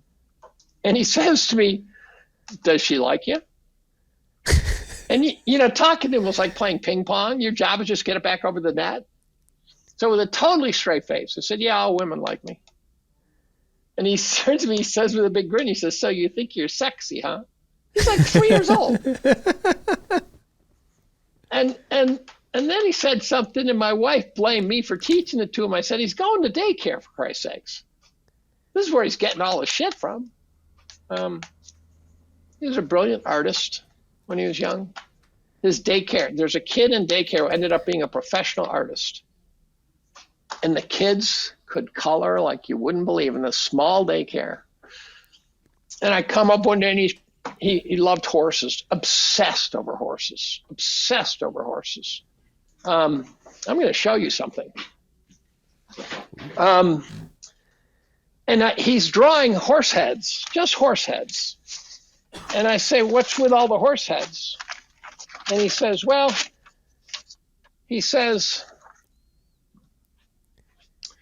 the head's the hardest part to draw, so I draw them until I get one right, and then I finish it. I'm going, holy fuck. Is that kid? He was 3 years old when he drew. Oh, wow. He was 3 years old when he drew those bunnies. What? Yeah. This is the most amazing. This is actually truly extraordinary. I saw this and I said to my wife, did he trace this? Where did this come from? That was preschool. Now, I said, Thomas, those are amazing. And he points to the good one. He says, that one's really better. And damn, now I'm like, my son can't even color in the lines yet, let alone. That's a good horse. That's a good horse. Yeah, that's a fucking good horse right there. You can tell from the handwriting. I have a horse. I like the horse. It's a young horse. Yeah. The handwriting shows how old he is. That's not a sixth grader. Yeah. So we had him tested when he was reading poorly, and the reading teacher was convinced he was learning deficient. And I'm sitting there patiently letting her spew this shit. And I finally got the end after she's saying all this shit, and we'd had him tested. And I said, I got to confess, the kid you're describing is a completely unfamiliar kid to me. I said, the kid that I know is phenomenally intuitive, phenomenally bright. And he's got a huge vocabulary. Huge, because I'd use a big word. And he would stop me and say, what's that mean? And I'd explain it to him. And then finally the shrink says, let's look at the test results. He tested 99 percentile on everything except reading. They had a coloring one where it was like the shape of a house, but it was abstract. And a very clever experiment. They give the kid different color pencils, and then they make a legend so they can see which lines the kid drew first, which he drew second. So it was a problem of taking a complex picture and breaking it into components correctly. And she shows the picture he had to draw, and then she shows his picture. They're identical. And she says, that's an adult level performance. This was in first grade. And he scored 99 percentile. She said his biggest problem is going to be when he can't do something easily, he will probably get frustrated. And that's exactly what happens. So when he is competing in concerto competitions, if he didn't win, he would get pissed off. But he was a brilliant underdog. He was better as an underdog because his expectations would be down. And then he'd excel like crazy. Seabiscuit. My older son was a disaster. Now, my older son, at one point, I said to his teacher, so let me see if I got this right. The only kids in this class he's beating are crack babies. And they're not used to parents saying shit like that. And she sort of swallowed. She said, pretty much. And so he went off. I tried to get him to join the Navy. My wife wasn't a big fan of that idea. He went off to a 2-year hotel management program at some college. The best I can tell, the only requirement is that dad could write a big enough check. And why does my phone not? And then he matured, and then he transferred to a 4-year program. Neither institute was particularly scholarly. And then he went to New York City without a job, and he's now the director of event management at the Council on Foreign Relations. I'm going, what the fuck happened? What just happened? You never know. Mount Stupid. It takes different amounts of time to climb Mount Stupid. Yeah. No, it's fun. He climbed Mount Stupid. I mean, yeah. And I'm in the beginning of this journey. It's fun. My 4-year-old, almost 4-year-old, like he's hit this point where it's like, oh, wow, you can have conversations. Do you keep a diary? Do you keep a diary? I do. You should. What you should do is just open a Word document. Just start every night. Do your Doogie Howser thing and just type a few. Just write a few things. You don't know what you'll do with it. You just write them down. They'll say something so fucking funny, and you swear you'll remember it, and you won't. I remember a lot of shit because I used to tell the stories to my class. And so that I like Homer was illiterate. Iliad and the Odyssey was memorized. He memorized the damn story. And so by telling my stories to my class, I remember them better. And but my son started out way behind in violin. We didn't have a good teacher. I didn't know how important it was. And then in 9th grade, he got a good teacher. I think she whispered in the ear of the high school orchestra teacher, this kid needs a lot of rehab, but I think he could end up good because he seemed to get treated well. Yeah. And he started out behind 6 kids in his class who were all, Korean girls and stuff like that, just banging away on the violin like crazy. And by his senior year, he was concertmaster. He was the guy who got the solo. One time he competed in a concerto competition, and he got a letter saying, you came in 2nd place.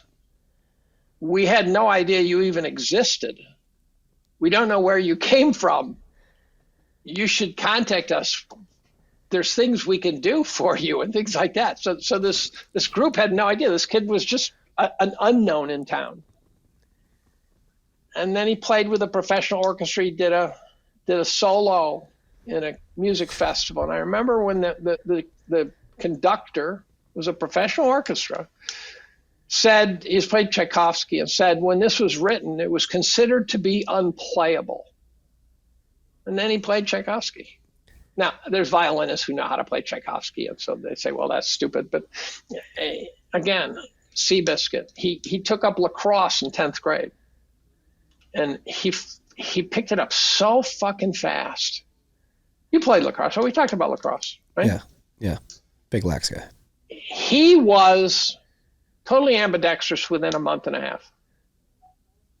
And then when I sent him to a bunch of camps, and one day he was playing catch with a Syracuse player. And I watched his coach lean over and say something to the other coaches who were just sitting there watching. I watched them all sort of sit forward and watch him. And the Syracuse player was chucking the ball randomly. Now, I know the Syracuse player could hit a fly. And the ball was left, right, high, low. And Tom was just grabbing it out of the air from every direction. No problem whatsoever. And afterwards, I talked to the coach, who's a former Hobart player. And I said, did you lean over and tell those guys he's been playing lacrosse for 4 months? He said, yeah, I did. And they were just flabbergasted. So he played on a travel team, and they didn't know he'd never played lacrosse. For reference So out he's a there, quick one. like building stick skills in lacrosse takes time for most people. But it doesn't take as much time as people think, though. Yeah. It's a great sport.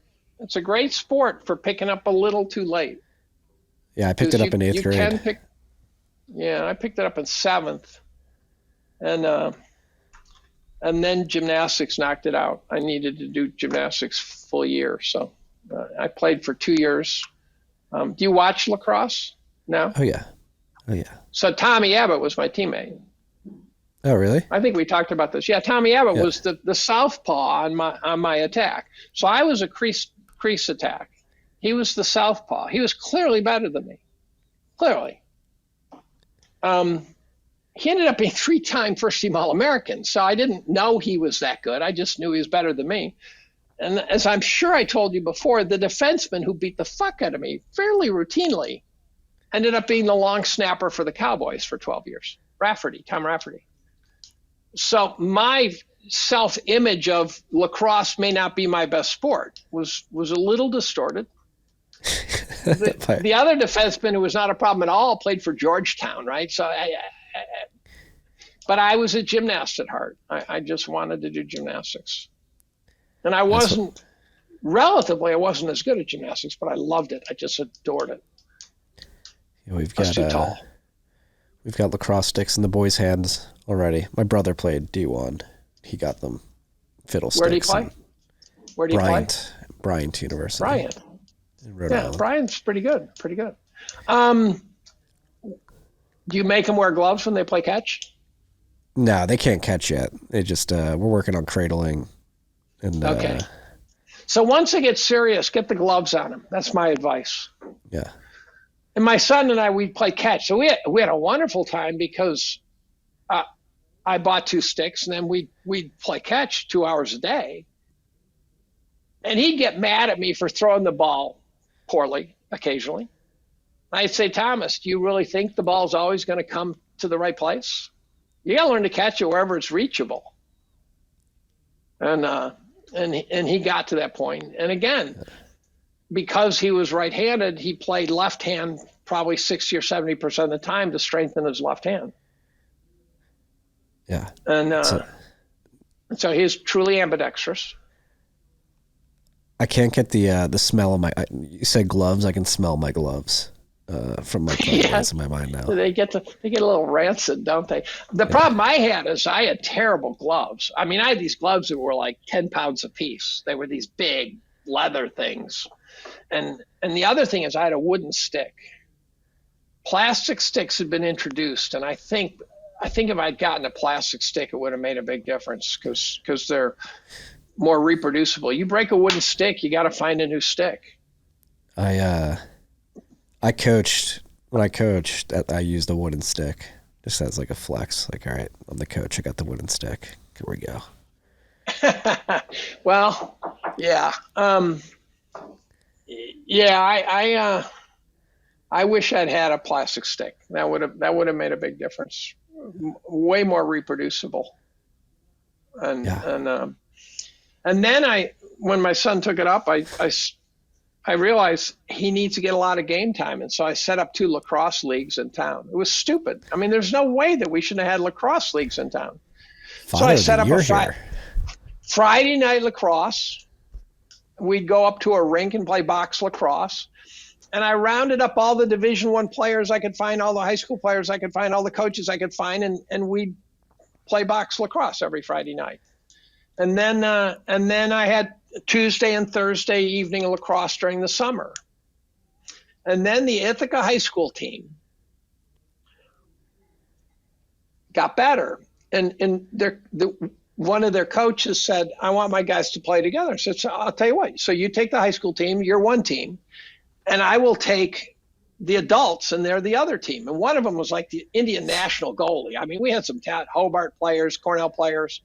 I said, our guys will play your guys, and therefore you can play as a team. So what happened? So the first year, Ithaca played against a team called West Genesee. Yep. Now, do you know West Genesee? Yeah, I mean, they're historically incredible at lacrosse. Yeah, 15 state titles. Yeah. So they play West Genesee, and I called my brother and I said, Ithaca played West Genesee in the regional bracket. And he said, how much of a bloodbath was it? And I said, well, it was not too bad. It was 8-4. We won. And my brother just shit a brick because West Genesee had, we beat West Genesee when I played, but it was just pure luck. And for anybody listening to this right now, to describe the reverence people have for West Genesee, like there's a drill that every high school team in the world runs. It's called West Genesee. It's like you shorten the field up and you go 3-on-3. It's called the West Genesee. So then year two comes. And Ithaca didn't have the depth, so we had from senior down to freshman. When I played, you didn't start on the varsity until you were a junior. I mean, we had so much depth. You were JV in 10th grade, no matter how good you were. And so then the second year comes, and I figure West Genesee's going to come back, and they're going to be so goddamn angry, they're going to kick our ass. We almost took them to the mercy clock. That's where you get so far ahead, they stop turning the clock off when the ball goes out of bounds. So we had them up like 13-2 at one point. And our face-off guy, you know how good West Genesee's face-off guy's got to be, right? This is going to be a D1 face-off guy. Our face-off guy went 13-0 against them in face-offs. 13-0. So he was a Harvard recruit. So I sent an email to the Harvard coach. I said, do you know that your most recent face-off recruit just beat West Genesee 13-0 on face-offs? He emails back. He said, yes, I did. Yes, I got the stat line immediately. And yeah, so he became Harvard's face-off guy. And then the third year, we won again. We took West Genesee 3 years in a row. And then I passed the wand over to someone else to run the leagues, and they dropped the ball, and now we're mediocre again. What can't you do, Dave Collum? What can't you do? Well, I just got them organized. I actually didn't play. I was so tempted, but I didn't play. I almost tried to play in the Lake Placid tournament. That's where, the guys take off their helmets and the old guys, and they look like Darth Vader. Oh my God, And they're talking about their 401ks on the sideline. 7,000 lacrosse players up in Lake Placid. I almost tried to play in that, and I said, no, weekend warrior shit, bad idea. Yeah, not worth it. Not worth it. Not worth the risk. I played box lacrosse for a little bit after college, night leagues. After a while, especially box. So if you're a good lacrosse player, you get jobs on Wall Street because the various firms have teams and they want the Wall Street Mafia. Players. The Wall Street Lacrosse Mafia. It's a real thing. The Gotham League. Right? Yeah. The Gotham League.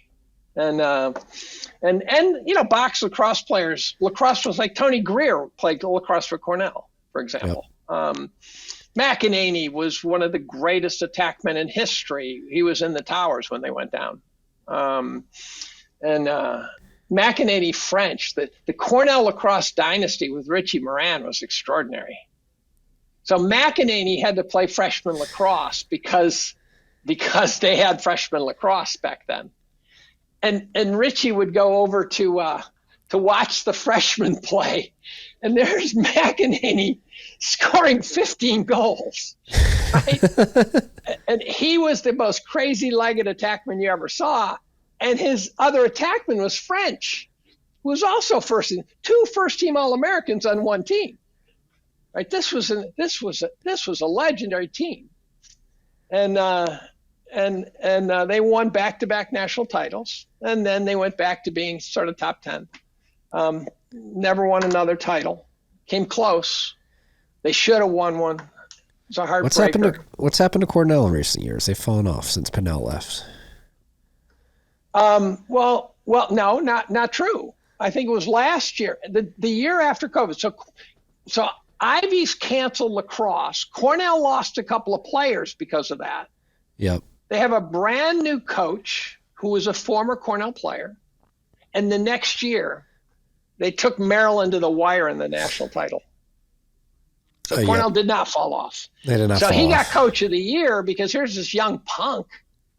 And we were the only team that gave Maryland guff. Maryland owned everyone else, and Cornell They went undefeated. took them to the wire. It was like the first truly undefeated season in a while. Right. And we took them to the wire. I mean, it wasn't like, 10-9. It was something like, 10-7 or 8.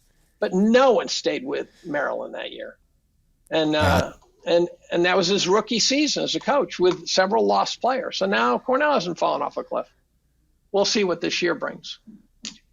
That was 2 years ago, I think. I don't know what happened last year. I can't remember. I'm looking for it right now. But God, lacrosse. If you guys don't watch lacrosse, college lacrosse specifically, it's a great sport. It's hockey with control. It's my favorite sport. Yeah, they won 11-4. It's the fastest growing sport. They won 11-4 last year. Yeah. Lost to Penn State. The amazing game was when it was, I think, a semifinal game against Duke. And they got down by 9 goals, or something like 10-1. And it was something like 120 degrees on the field. It was a scorching hot game. And they came back to tie it up and lost in overtime. Yeah, the national championship game. Right? Was that the national title game? I can't remember. But then there was the other one where they went against Syracuse. And Cornell's bench just wasn't quite deep enough, and we sort of gassed out at the very end. We had a 3-game lead, and we were really the team to beat. And somehow Syracuse pulled it off, and it was so painful to watch. I woke up at 5 o'clock the next morning with the game in my head, and I'm thinking, oh, how would you like to be a player? Well, that was painful. My brother's highlight of his college career. They made it to the tournament as the 15 seed, beat Syracuse in the Dome. I remember that. I remember that Bryant team. That's why. Yeah. That's why I clicked when you said Bryant. He was a captain on that team. Yeah, that was fun. I was in Chicago watching that game. About to run through the TV. Well, we have one of the, I think it's the Krish brothers. Do you know those guys? It's one of these 5-man brothers where one of them by definition is a goalie, and then there's attack and middies amongst the other two. Yeah, the Kavanaughs just won for Notre Dame last year. Right. And we have one of them on the team, and I think he's a junior maybe. So the Ivies are very good in lacrosse. They're still, the prep schools. We don't even, by the way, get kids from Syracuse area. If you look at Cornell's team, there's hardly any coming out of West Genesee, Fayetteville, Manly sort of schools. They're coming out of prep schools. A lot of them coming out of prep schools. And, it was created by Harkness, who was both the hockey and the lacrosse coach. And he had a network in Canada. He could pull kids out of Canada like crazy. You want the Canadians on your team. Crazy stick skills, tough as nails. But one-handed. Yes, because they play box. One-handed. Because it's too cold. That's right. You can spot them a mile away. You can see the box in their style right from the get-go. Yeah. And so this three-time All-American on my team, the Southpaw, I said to someone, well, he must have solved that handedness problem. And someone said, no, he never was. He was always a southpaw. And I didn't think you could play that level of lacrosse without eventually getting your weak hand stronger. But no, he was always a southpaw. But he very successful, very successful. Lacrosse is the most rapidly growing sport. It's moving across the country. The problem is now you've got the Michigans and the Notre Dames and the Ohio States and now it's going to be hard for the traditional winners to win. And I don't think, by the way, Gary Gait is necessarily the best coach for Syracuse. My suspicion he's not a great coach. Just a hunch. The former Philadelphia Wings player, Gary Gait. Yeah. Well, so up in Placid, I introduced my son to Gary Gait. I said, Thomas, this is Gary Gait. And they shook hands, and my son was just flabbergasted, just blown away. Anyone who's anyone in lacrosse is up in Placid. You walk through there, and there's just legends of lacrosse as far as the eye can see. And and they're all there. And the open division men's lacrosse is some spectacular lacrosse up there.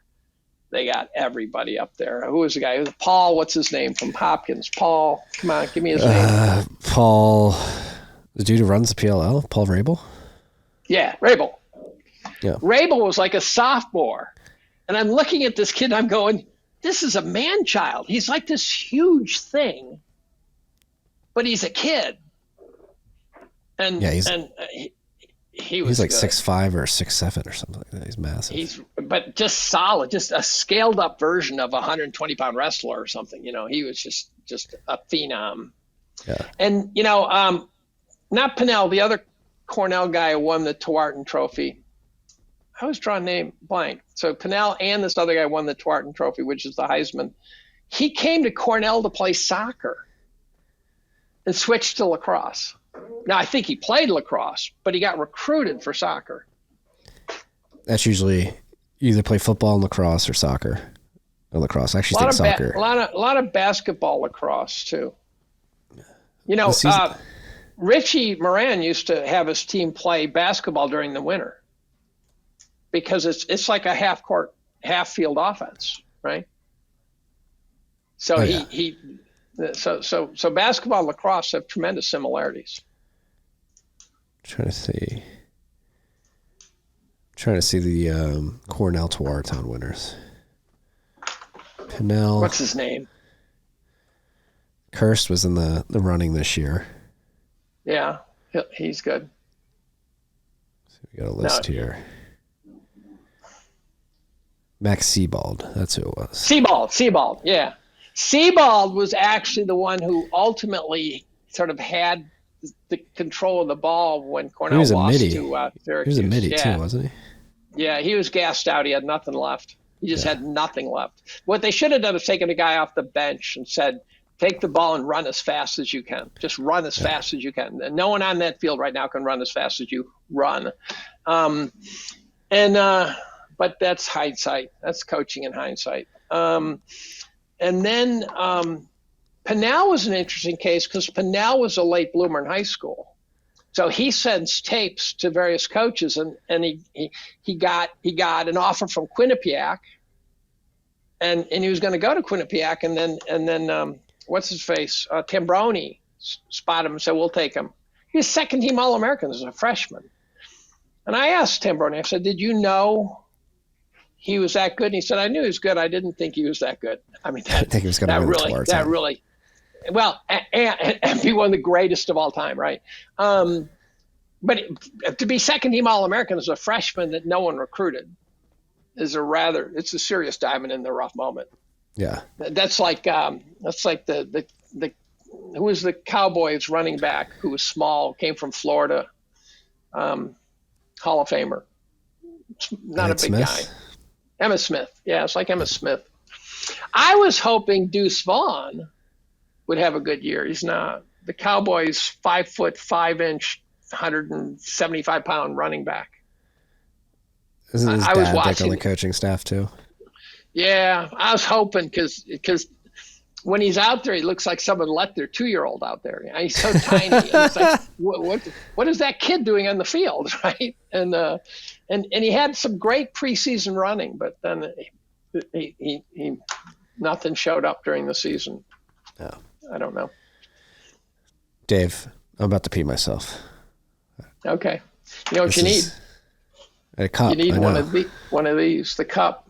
This one isn't big enough. If you're my age, that's like twice what you need. One day I was drinking ginger ale and I pissed in a cup and I drank the wrong cup during a podcast. That'll happen. Oh yeah. Not twice. Not twice. I keep the cup separate. This is why I love conversations with you. Number one, we're always reminded that you pee in cups during episodes. But two, where this conversation started, where it ended, it's like, the world's unrelated. Fucked up. Unrelated. Very unrelated, but I think it's like a good reminder, like, this is what we need to get back to, is just worrying about lacrosse, worrying about our families, worrying about all this shit. Like, this is all we should have to focus on. And I want to get on Rogan.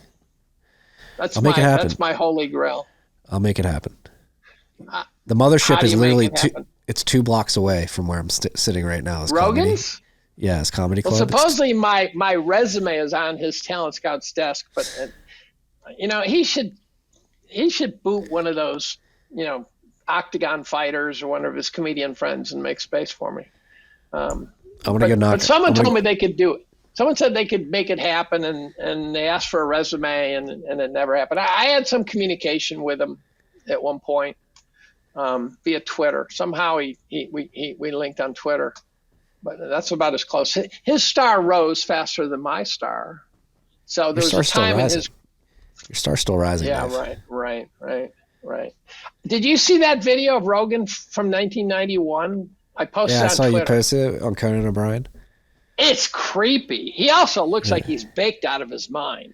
Probably he looks was. so high to me. Yeah, he looks so high. But he also sounds totally different. Yeah. He sounds totally different. He looks like he took too many punches. Probably did. I mean, that's what they were talking about was MMA. Yeah. That was I watched that about 3 times in amazement that was Rogan. I used to watch his Taekwondo videos. You would not want to get a back kick from him. He had a deadly back kick, which breaks ribs. I don't breaks think ribs. Any type of kick from Joe Rogan. He's pretty jacked. No. And yeah, there's one video of him where he totally knocks a guy cold with a reverse turning kick, and he semi reverse turning kick, semi back kick, and the bam, got flat as a pancake. Yeah, sparring him I'd only spar him so that I could say I sparred him.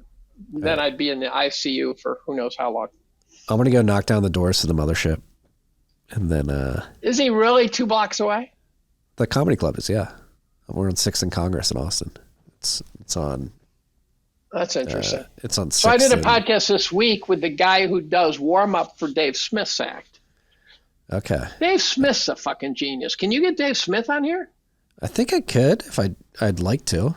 I've reached out to him. He doesn't respond to my DMs, but he's been. He doesn't respond to my DMs either. So why does he follow? Why does he follow us and not respond to DMs? I don't know.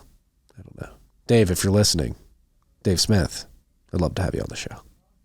And I highly recommend it. And you're my hero, Dave Smith.